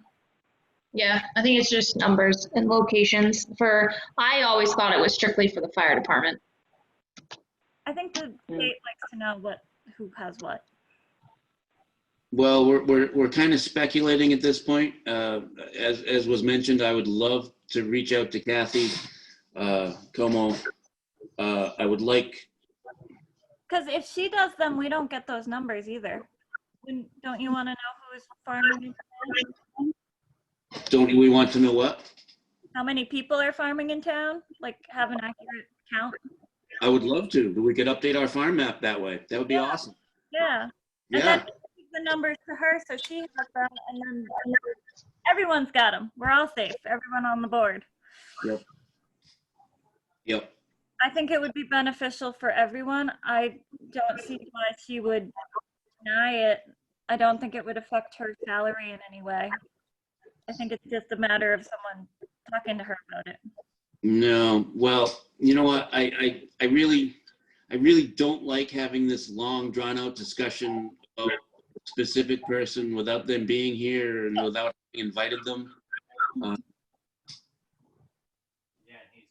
There's a lot of things to do with stuff that we don't know about. I don't know. I just Right. So I don't think it's proper for us to sit here at an open meeting and speculate. no. What we can do is formulate questions to ask. What in a perfect world, what I'd like to do is make a phone call from me to her and say, look, we just had an ag meeting and we were talking for at least half an hour about farm inspections, and we would love to get your input, and we've got a couple of things to ask you, to run by you. We'd like to know this or that or something else. And Wasn't that why I wrote the letter? If I knew a phone call was simple, I wouldn't have wrote the letter. well, no, the letter is important. The letter is important. And that's the next thing on our agenda. And as soon as we get finished up with this, we actually don't even have to close out to this discussion. We can come back to this discussion after the letter. I'm not object to backing up on the agenda. Just eyes are looking at us, and some of them are in favor and some of them may not be. Welcome to town government, politics. We're politicking now.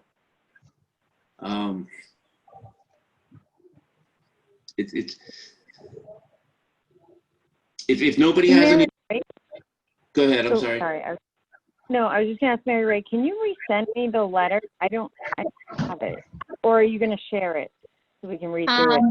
Have you logged into have you gotten like a town email yet? No. I sent it to her personal email. So if you responded to the one that I sent, I'm pretty sure she was CC'd on that. Yep. I have. I just sent it at the beginning of I wasn't sure how to get it to all the members tonight, so I just sent it at the beginning. So if you check now, you should have it. There you go. Okay, on my cloud or, because I don't have a town email yet. No, I think it was a Gmail account. Mine's an iCloud. Okay, iCloud, you're But right. that's Yeah. fine. That's the one I sent it to. Steph 13. Okay, it's attached in that, sorry, Matt. Which attachment is it on the email? Not the one from me. It should be one that was sent today by Mary Ray. Okay. I don't have one from Mary Ray.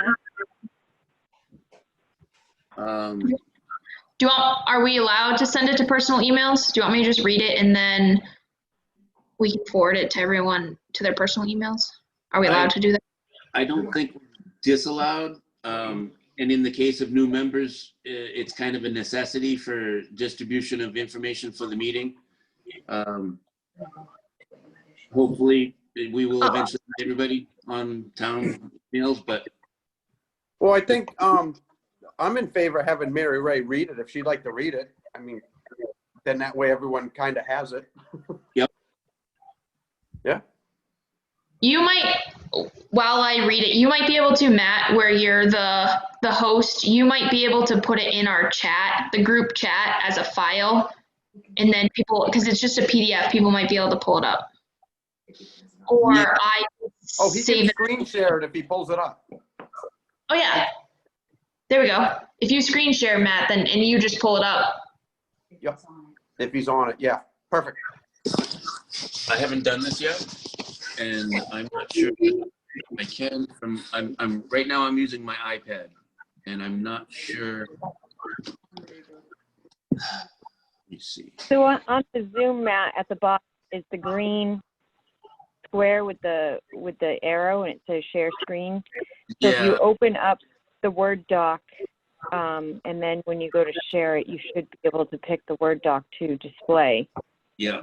The problem here is that I've got my town email open on a different device, and Oh, I see what you're saying. I've got to find my town email login and then open it and then share it. Do you want me to start reading it and then we can send it out after so people can? Yep, sounds good. Okay, so August 27th, 2020, I did attention Town of Lunenburg officials regarding agricultural farm complaints. The Town of Lunenburg's Agricultural Commission and its members are dedicated to assisting the town in any agricultural related affairs.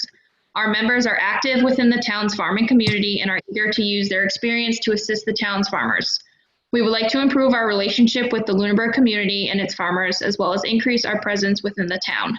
We are willing to provide mediation and conflict resolution on farm-related disputes within town, educating town residents on the value of agriculture in the community, collaborating with neighboring agricultural commissions, among many other things. The Agricultural Commission is outlined on the town's website as, and then I direct quoted under Lunenburg on our website, the Agricultural Commission. In there, we have powers and duties. The Agricultural Commission will have the primary responsibility of assisting and maintaining agricultural in Lunenburg.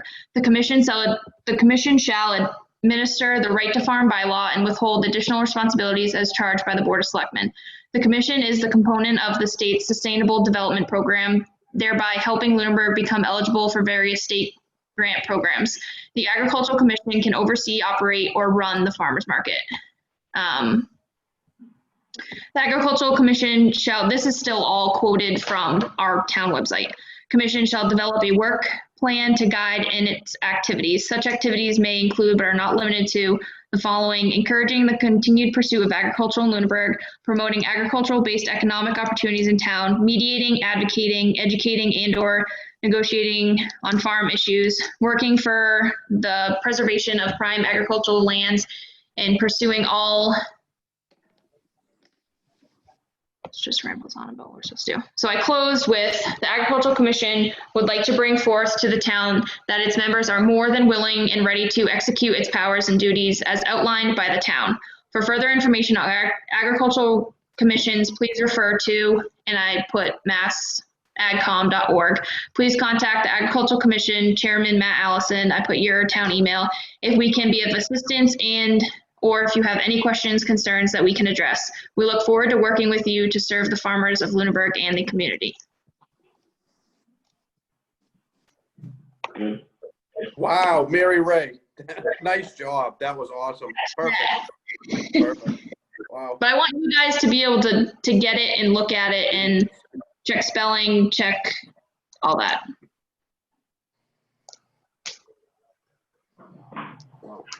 Nice. That was impressive. I took quotes directly from the town website, so it's not like I'm making this stuff up.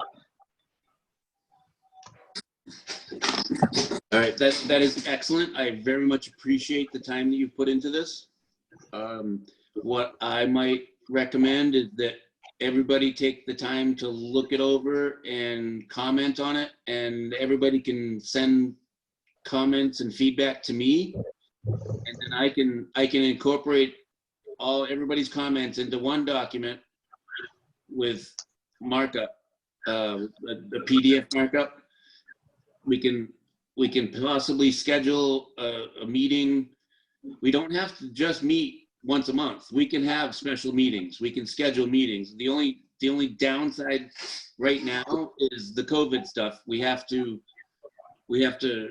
request a meeting from the town manager, and she's anywhere from 1 day to 1 week in response time to that. She's been pretty good.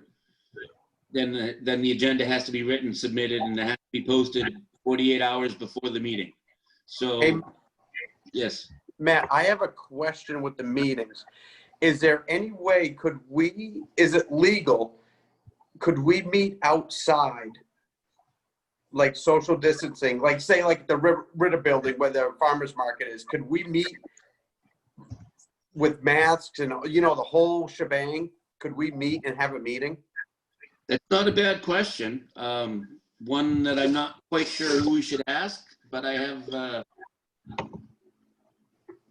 I can ask that question and CC a bunch of people, and whoever chimes in. We could meet at a farm too. I mean, I can hook us up with a place to go where we can meet and like have like a meeting. I'm sure Mary Ray has plenty of room too. Yeah, I'd gladly host. Yep. As far as I know, there's no, so going way back when I think I might be the only person that was there in this group, there was it was the second year the AdCom was formed. There was a meeting out west that everybody went to. Carter Stevens. What's Carter Stevens? Is that Carter Stevens farm, remember? Okay. Well, and then every member of the Agricultural Commission went to Jim Latanzi's for the Cherry Hill barn raiser. They wouldn't let me post for that. They would not let me post for that. I prepared an agenda, which wasn't really an agenda. It was kind of just a flyer. So in that regard. You want to try it? You want to look into it? Because we could meet outside and like have like a meeting before. Or you're talking about having a meeting before our scheduled meeting, right? Right. Okay. Well, if we feel that's necessary, I mean, there's a sense. Or if not, we can just wait till the next meeting. I'm saying. Well, there is a sense of urgency and expediency that's. I feel it. I don't know if. I mean. Worst case, we just have the next soonest meeting we can have on Zoom to get the letter out, right? Right. If they say we can't have a meeting in person, then next question could be how soon can we schedule a Zoom meeting to get Perfect a letter out? Right. Well, what I'll also mention is that question of meeting in person has come up at multiple meetings, and it's kind of just been brushed off. I don't recall any specific answer to that question, which, in times like this, uncertainty is not unusual. So the people in charge, the people in power, the town manager, I can't imagine how many uncertainties are going through her head right now. So as important as this seems to us, it may or may not be that important to the people that we need the answer from. If that makes sense, I'm not sure, but this is very, very taxing on a lot of individuals. Could you do a meeting with people, but also have Zoom up so people could log into it if they weren't comfortable attending the meeting in person? You know what? Open meeting law is something that I have been against most of my entirety of participation in town government. I can see the reasoning for it to provide transparency and open government to the people that are being governed, but it does more of this hand tying than I think it provides for transparency. It's my personal opinion, and I am totally against the open meeting law. However, it is in effect, and we are bound by it. So it's not fun, but we have to, as best we can, go by it. So we can meet anytime we want, given that we have one. The town supposedly can only have 2 Zoom meetings per day. I've seen more than 2 things on a daily calendar, but I'm not going to question it. We're told we can only have 2. That's why we had to postpone this one a week after our normally scheduled meeting, because there wasn't availability on the 20th. Then there's the lead time between when you request it and you get approval, or the town manager actually follows up with. I get an email that it's part of the stuff that in red on our agenda. I have to update those numbers and whatnot, and then I have to submit that 48 hours in advance of the meeting. So there are certain timeframes that we have to follow just to be able to conform to open meeting law, regardless of who's available, who can attend. Are we going to be able to have a quorum? This COVID stuff is not pleasant on town meetings, but I don't know anybody to be able to blame for that. And I completely understand, and it is as I had hoped, that once we've got this full group, there is a lot of interest in moving forward quickly. It's just unfortunate that we're in the circumstances currently that we are. I will work as hard as I can to get whatever this group wants to do, but I need to be able to describe to you what's involved in doing what we're talking about trying to do.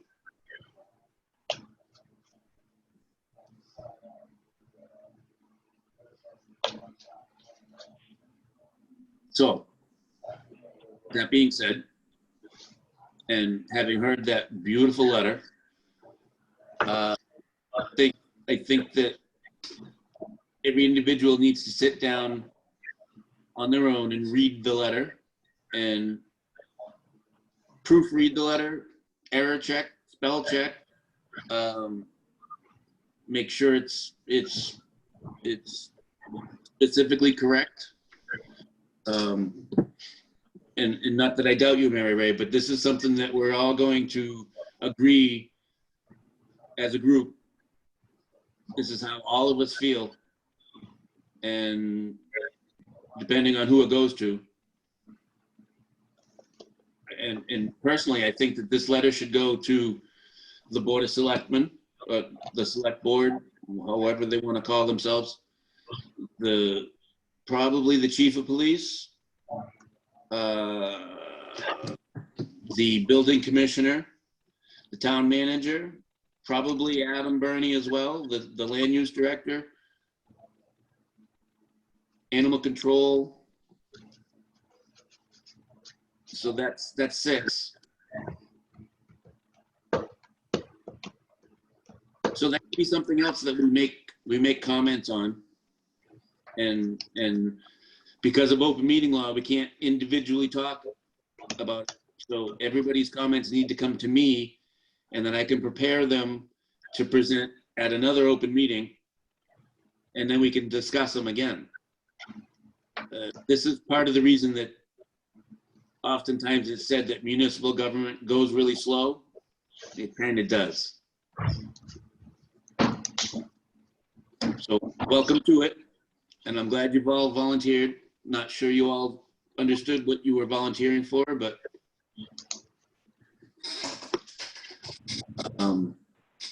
again, I don't want to disappoint anybody. I don't want to be a naysayer or rain on anybody's parade, but I do need everybody to understand the rules that we are bound by as a commission.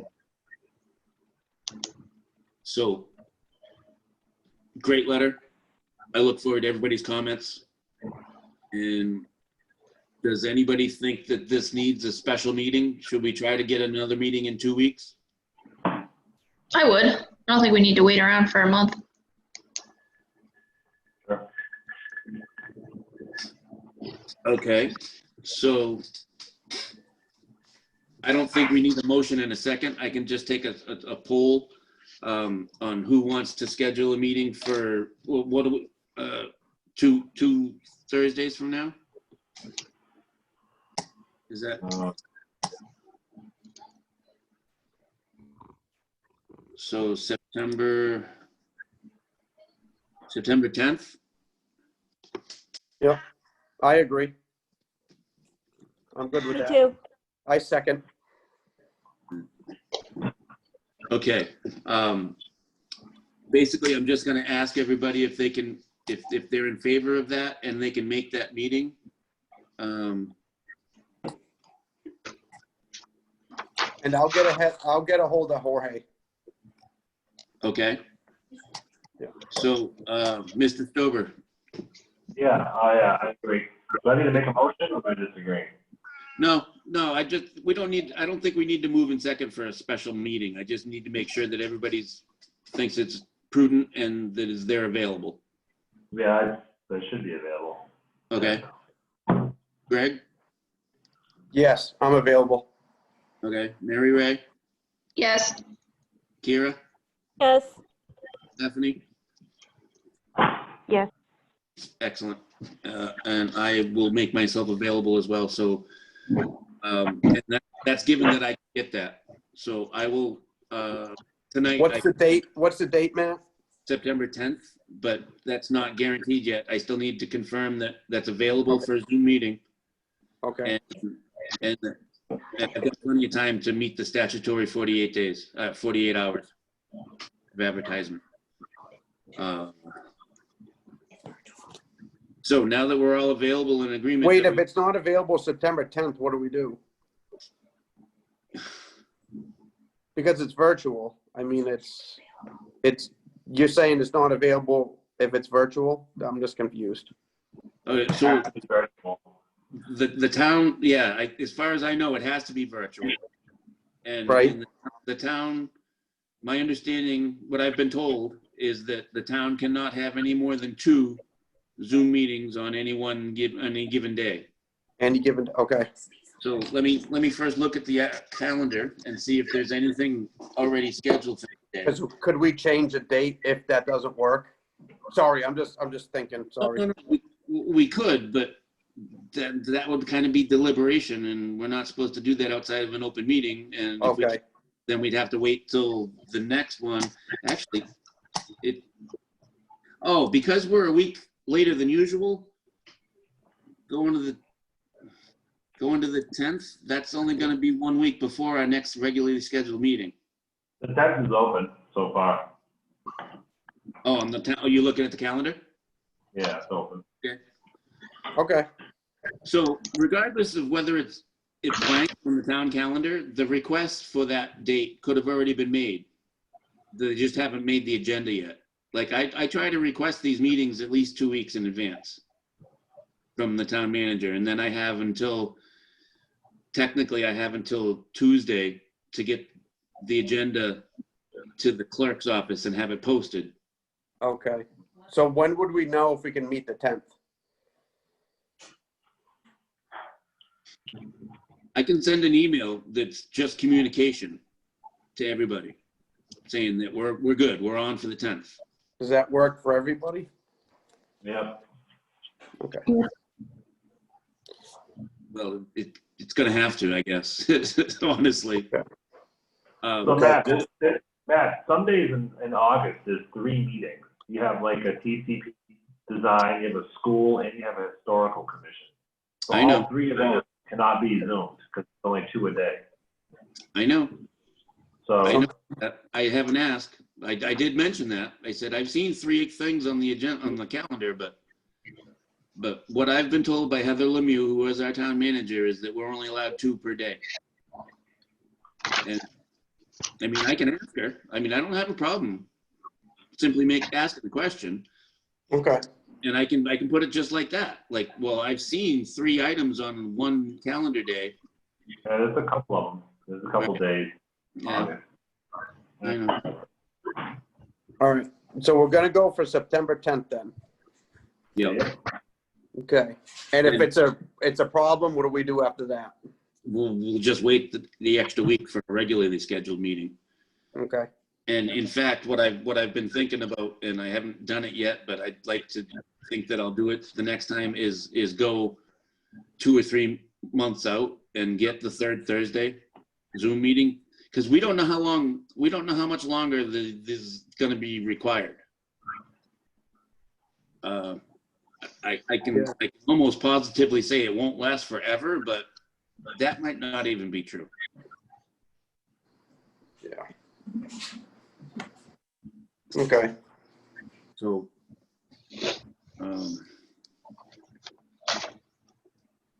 All right, that's it. So I'll put the 10th in. yeah. So I was just gonna say, I'm just glad I don't have children, because that is a whole nother horrible situation with the schools. And anyway,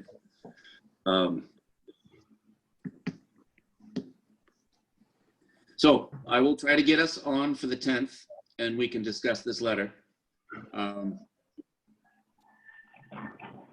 Do we want to try to make that the only item on the agenda, or do we want to try to add other things, like maybe try to get animal control? Maybe. I don't think we should talk to her until we all approve on the letter. Yeah. Yeah, I agree. Okay. Matt, can you email that to me? Email what? The letter?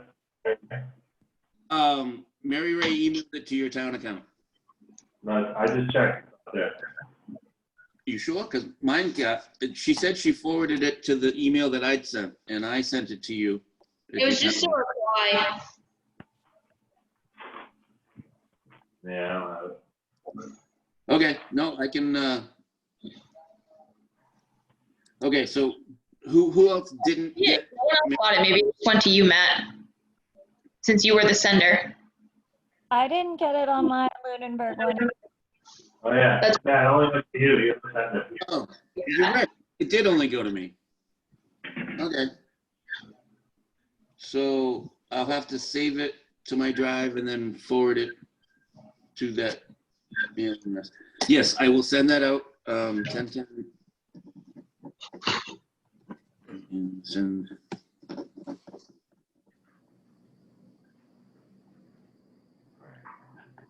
Yes, I will do that as soon as we get done this meeting. Awesome. So, all right. Review and approve RE updates. So, so the email that I sent out had all the background info on the public market, and it had a copy of, I think it might have had 2 copies of the farm map.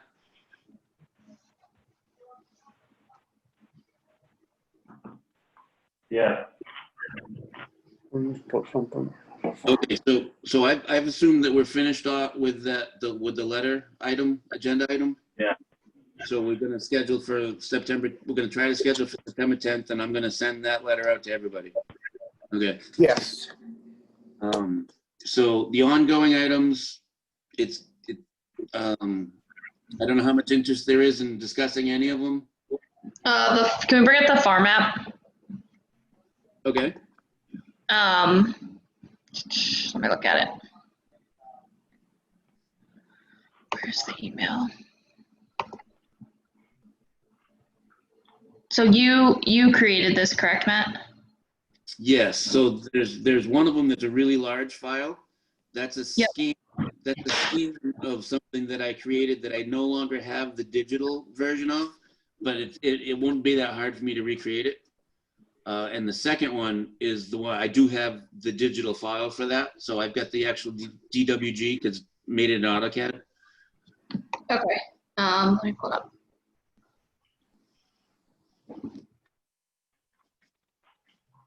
Not this one. I want the other one. Would That farm has land the- into that too? I'm sorry, Should we put farm land, not just farm? I mean, I know Mary Ray, and I know they're paying a lot of fields, and I don't know how to. Like, it's not just a farm; it'd be having like hay fields and farm land. right. So the first one, the big file with the square boxes and the callouts, Yeah. that was just private personal farms. And the second one that's got the orange, the two shades of orange, the green and the blue, that was what we prepared for the Cherry Hill barn raiser. Yeah. The lighter orange are parcels that are worked by Macmillans, not a farm in of themselves. Okay, so that's why they were specifically brought out in that map, because that's what it was specifically for, the barn raiser. Right. Okay, gotcha. I didn't know if, and this will tie into my comment in the open discussion, but I didn't know if we could revamp this, and I like how they were specifically brought out. But if we could put in names for all the green, and then I know I looked at all the plots and everything, and like we weren't on there. There's some land behind the Macmillans on Mass Ave. That's farmland that wasn't on there. So if we could just like revamp it and maybe put in like Steve Violet's and Flat Hill, but specifically name those people, because we can totally utilize this as the Ag Commission and the farmers market and everything like that. Right. So to give a little bit of history on the farm map is in 2012, Jim Latanzi spearheaded the inception with the help of some people in town. There was a group of people that gathered in the basement of the Ritter building, and the list of the attendees of that meeting was the basis of the farm map. And then through the Agricultural Commission in various meetings and discussions, we expanded that list and excluded some of the people that weren't really farming, because that list included a bunch of town officials that helped to get it going or that were involved, that really didn't need to be on that map. And my intention, we tried it once, was to visit every single person and discuss it with them and confirm that they did in fact want to be listed, named, and what they wanted to say. If they wanted a phone number, if they wanted their address, if they wanted what they sold, hours of operation, whatever. And I've only been able to do that with maybe 15. I remember that one time Maureen Halligan and I, a member at that time, went around and we didn't have any luck. The one person that we did actually speak to was unhappy that we were there on a holiday. But it's just the nature of farming. I mean, having grown up a farmer, and I'm not expecting that every single farm is like my farm, but we're fairly private. You know, we didn't invite people to our farm for the health and safety of our animals. We kept to ourselves. We didn't invite people very well. I can't really say that either, because growing up, I think we had 3 or 4 class trips, Lunenburg class trips to Flat Hill Road. We had 18 to 20 horses, and that was the thing we did. But times change, and we're basically a gated community now. My farm, you can't get in unless you're invited. And so, anyways, that's how I felt about it, and I wanted to confirm that everybody on that list wanted to be on it.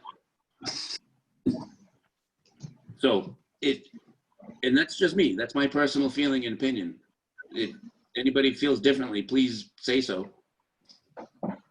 I mean, I think it's definitely worth, especially with new members in the Ag Commission, trying to get an updated list, and even if it's a phone call, especially with everything going on now, to people about having them on the map. I know we're not on the map, and we'd happily be on the map. I know we have 170 acres, and it wasn't on the map, and we'd be happy to be on the map.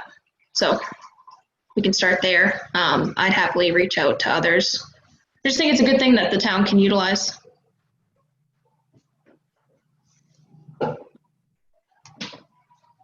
Super. So if anybody has opportunity to speak with somebody that's currently on the map or somebody who wants to be on the map, feel free to send me an email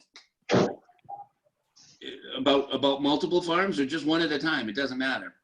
But if you can send an email to me confirming that you've spoken with this person and this is what they want to say, or they don't want to be on it, however, whatever the case may be, then that would be a great way to get it updated.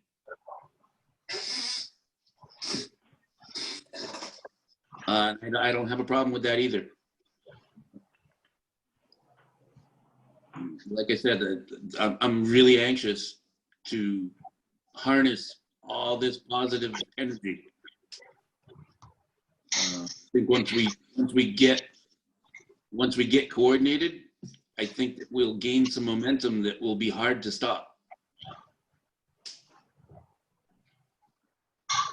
Does this map just include, like, it for the privately owned and farmed? If people just have a large vegetable garden, does that count? Like they're making a substantial amount to feed themselves the whole year? No, I'm going to say no. Okay, it would be livestock related.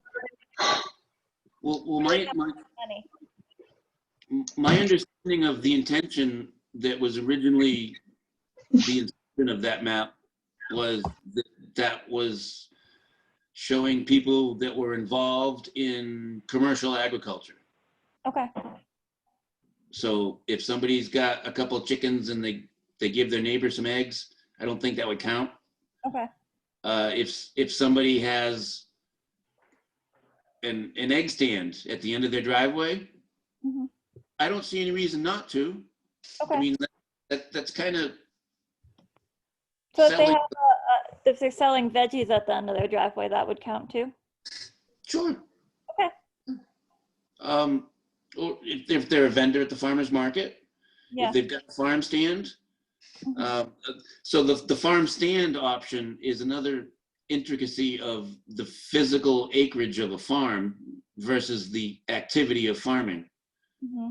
If you've got the 5+ acres, then you are able to sell your wares at a farm stand on your property. And you don't have to get a business permit or anything like that. And egg stand's different? No, I don't think so. I think egg stand. Do you still need the acreage? I don't know. I don't know.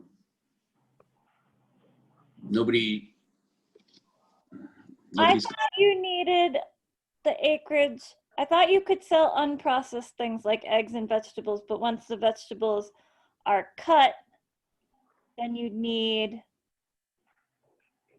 I think you need a certified kitchen, and you can't sell your own meat unless you have the acreage, is what I heard. I don't know how You're I you're don't know. you're allowed to sell eggs at an egg stand, but they cannot be like, you cannot sell them as like chickens. You can't hatch chickens and sell them. IP testing. Yeah, but you're allowed to sell just eggs for cooking with nothing, but you just can't sell like baby chicks. But you can't sell them at a farm stand anyway. Right.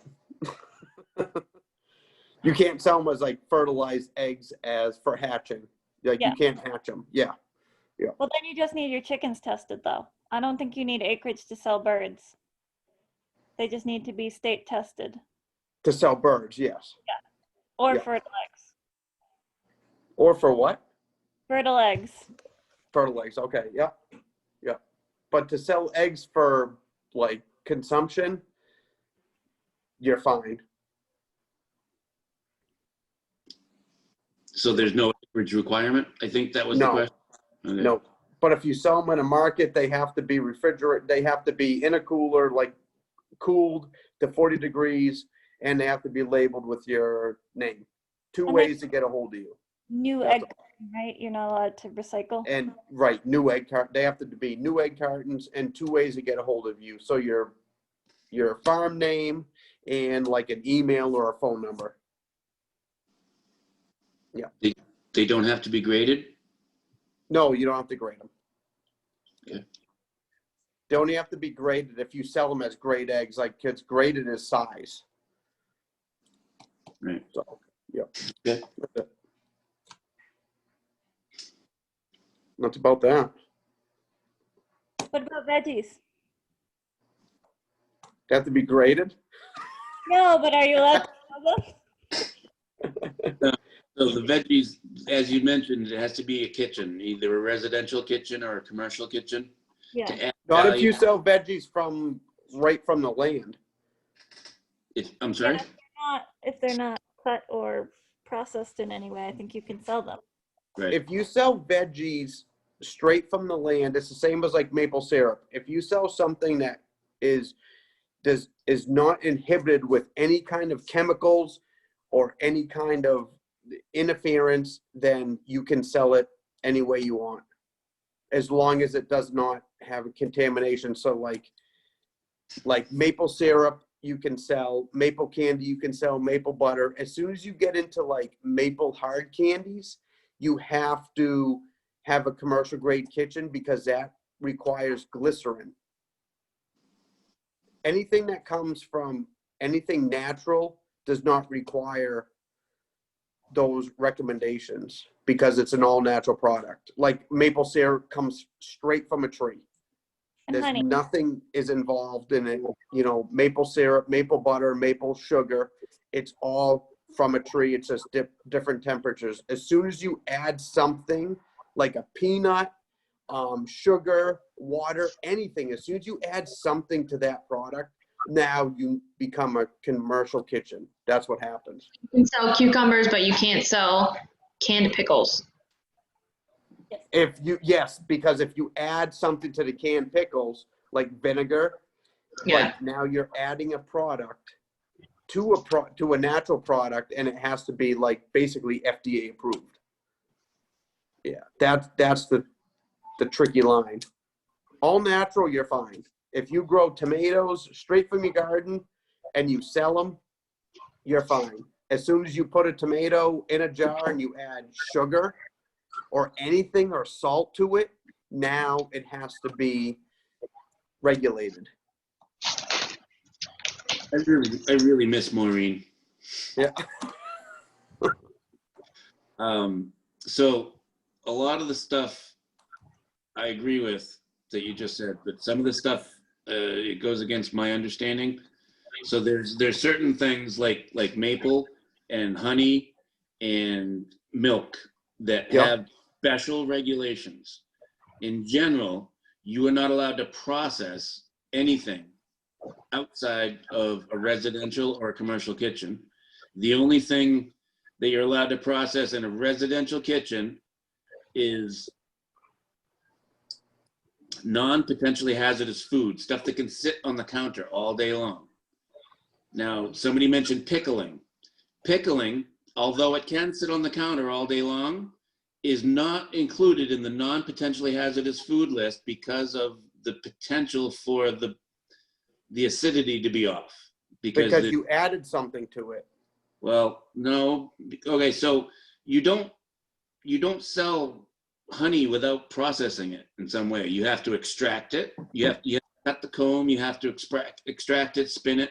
You have to pour it into jars. Just like maple syrup, you don't sell what comes out of the tree. You have to process it. You have to boil it down. You have to keep mixing it. You have to bottle it.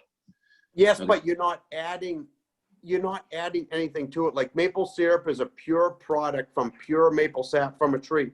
All you're doing to maple syrup is you're just evaporating the water out of the product, which condenses the sugars. It's an all natural process. I'm not disagreeing with you, Greg. Okay. You don't add anything to honey. You don't add anything to milk. You don't add anything to maple syrup. You're not adding anything to them, but you are processing them. Yeah, but milk is different. Now you have to pasteurize it. That's a different process. Again, 3 things that have very special regulations. Okay. Yeah, it's different. Oh, again, I miss Maureen because she had a nice booklet that had all this. A booklet. You have all farmers here. We're a booklet. Open it up. We're all a booklet. What do you want to know? You know? Well, unfortunately, the FDA controls most of it. The what? The FDA controls the book. Right. I'm sure it's ever changing too. Yeah.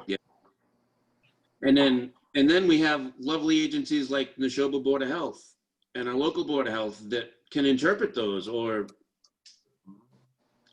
deny them. They have the authority. Right. You know, for the longest time, Highland Farm was being held to commercial kitchen standards as far as being approved to sell their frozen meat that's USDA certified, which, in my opinion, they grew it. They raised it in Lunenburg, in Massachusetts. They raised it in Massachusetts. They slaughtered it in Massachusetts. They processed it in Massachusetts. They sell it. They make it available for sale in Massachusetts. If they sell it to somebody who consumes it in Massachusetts, hasn't left the state. There's no reason in my mind, in my understanding of the law, that it needs to any USDA anything. It's states' rights. Now, I've asked this to many people, and yeah, wink and nod, yeah, you're right, but no. Okay, so there are rules and there are laws and there are standards and there are accepted practices. None of them are the same, and they're always gonna, you ask 10 different people and you get at least 5 different answers. Oh, absolutely. Absolutely. I agree. So then that's why I love Maureen's booklet, because she had everybody in charge, in the positions that were the authority that could say yay or nay, said, yeah, that's it. And then it took somebody to go over the person's head to finally say, look this is a farm stand. It's not a commercial kitchen. And they got approved. There were, I think, 3 or 4 residential kitchens, I think in that same year or maybe the year before, that got approved. Nobody had one. Nobody at the level that needed to approve it really cared and wanted to go do the work and find out and enforce something that was there. They just said no. I don't think that's right. And I don't mind speaking up about it. Good. So anyways, and I'm sorry, I didn't mean to correct you, so to speak, but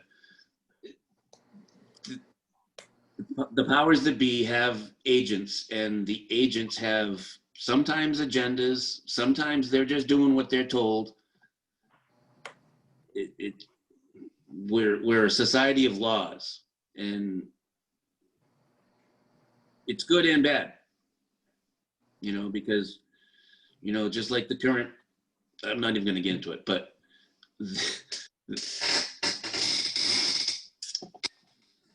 they're there. Can we speed through the rest of this meeting? I have dinner that's getting cold. Okay. Are you parked outside the bull run again? Yeah. No, I'm here. No. We haven't eaten. No. Well, Stover, we haven't eaten either, but we're all set. We can keep going. I still got to eat. And I'm up at 5.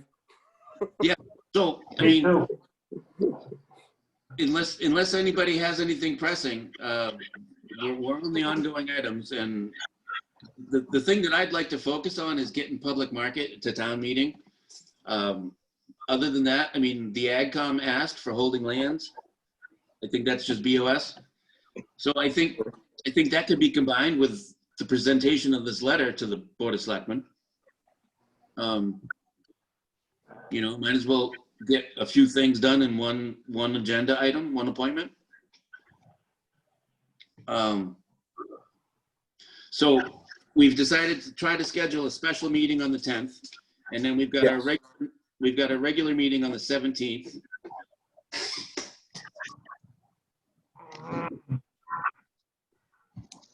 Stover, can you make the 10th? Can everyone make the 10th? Yeah, we already went over that. We're good. Okay. So we've got, in October, we've got the 15th, this is the third Thursday. Yep, hold on.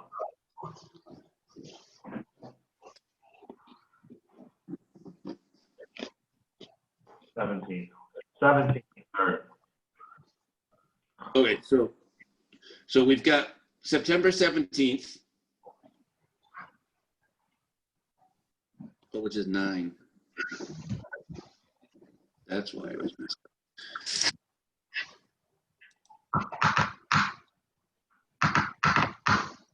So we're gonna try to get September 10th and September 17th.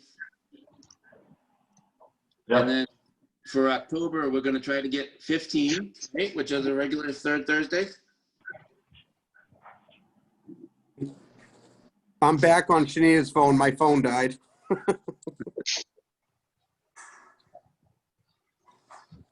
And then in November, it would be the 19th. 19th. Yep. And then in December, it would be the 17th again.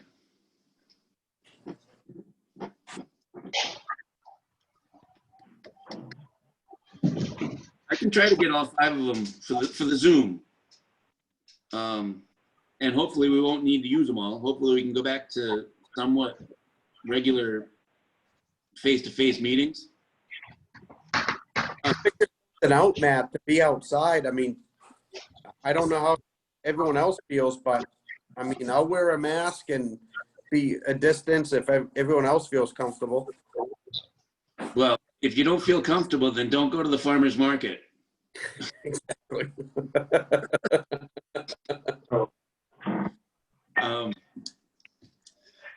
So I guess I should ask that now. Is there anybody who would feel uncomfortable having person-to-person, like face-to-face meetings?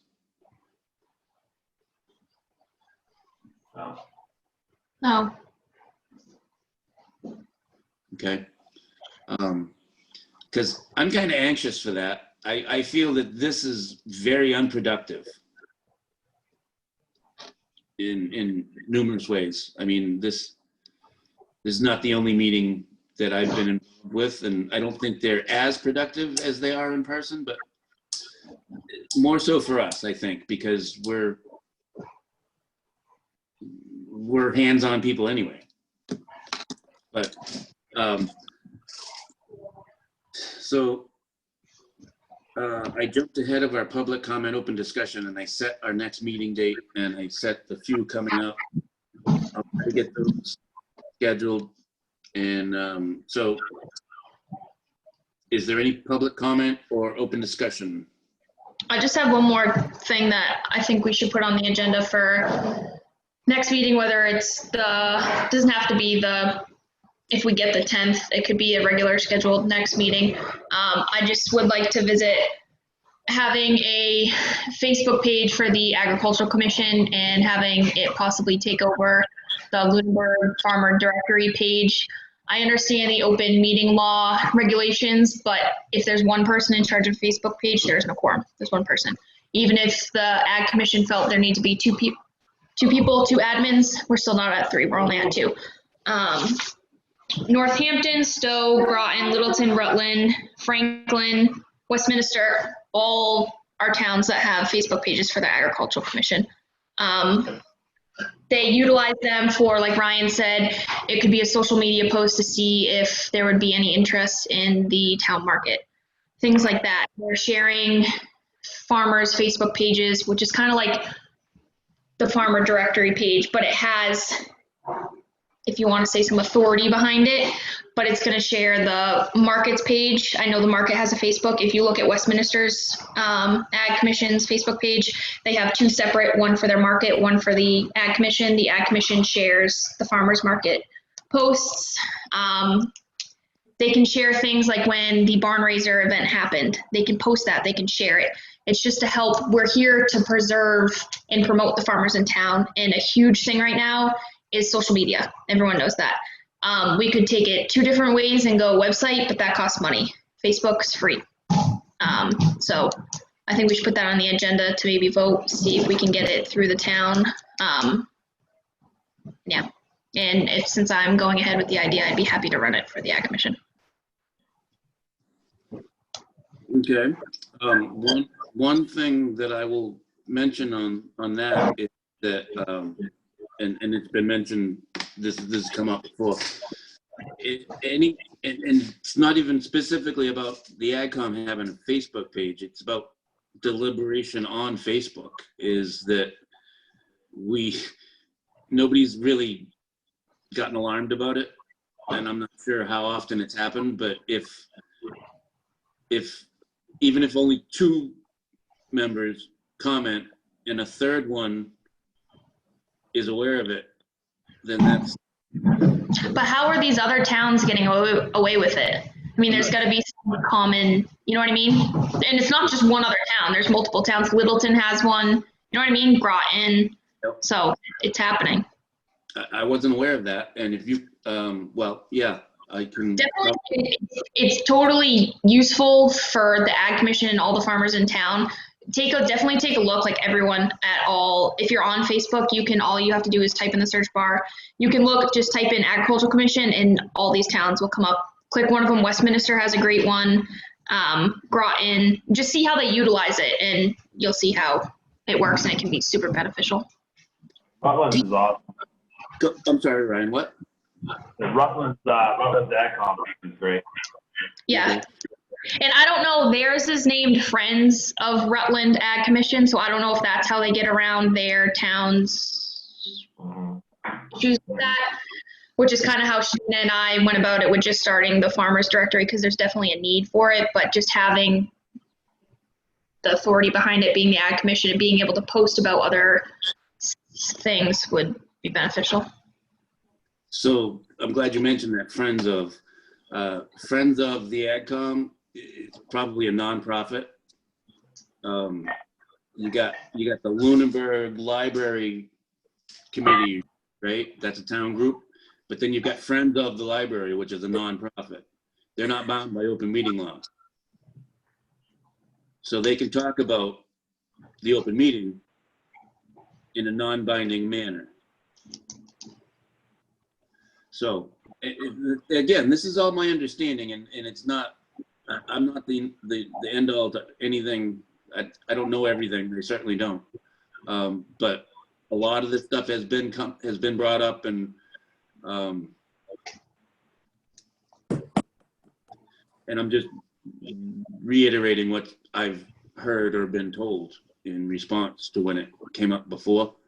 If it hasn't come from the Agricultural Commission before, we can always try. Yep, we can always try. Yep.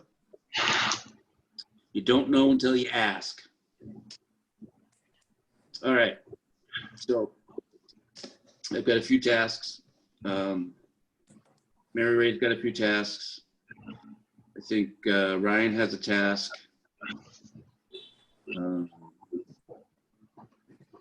Unless there's anything else that anybody feels strongly about. Greg, are you talking, or Yanina, whoever's there, are you talking to the chief? Whoever's on the Yanina phone? Wait, Stover, I can't hear you. Hold on. Say that again. Are you talking to the chief? Are you doing the chief about? Do you guys want me to go talk to the chief? Yeah, you said you were. Yeah, do you want me to go talk to him about getting him rerouted? Okay. Well, it wouldn't hurt just to get his 2 cents, get his thought process. What do you mean rerouted? Not rerouted. Well, what do you want? Well, what are we gonna do about the whole farm inspection things? About if we have a farm complaint? That I thought was the point of the letter. Okay. Yeah, I think everyone was just gonna approve the letter. We were gonna send it out to the 6 people Matt listed off and go from there. Okay, so you want to wait to see what we have with the letter? I think so. I mean, it's not entirely unlikely that some of those people might actually watch this video, Okay. right? I mean, Over. No, well, I did notice that last meeting had 35 views on YouTube. Okay. And that's just YouTube. It's on Facebook and so some people are watching. Okay. Anyways, this is a public meeting. Okay. We're public commenting, so we've got no expectation of privacy or secrecy or, I mean, anybody that wants to can know our game plan, so to speak. Yeah. But I think that finishing this letter and submitting it to the various people involved is the most efficient way to get it addressed, at least. Because for one, we can have a CC distribution list at the bottom of the letter, and anybody who gets it is going to know who else got it, and they're all going to know the questions that were asked. So in past, the difficulty I've had is that getting different input from different people and not all really agreeing with it. So, I mean, Okay. I really don't know how much more I need to say about that, but yeah. Awesome meeting.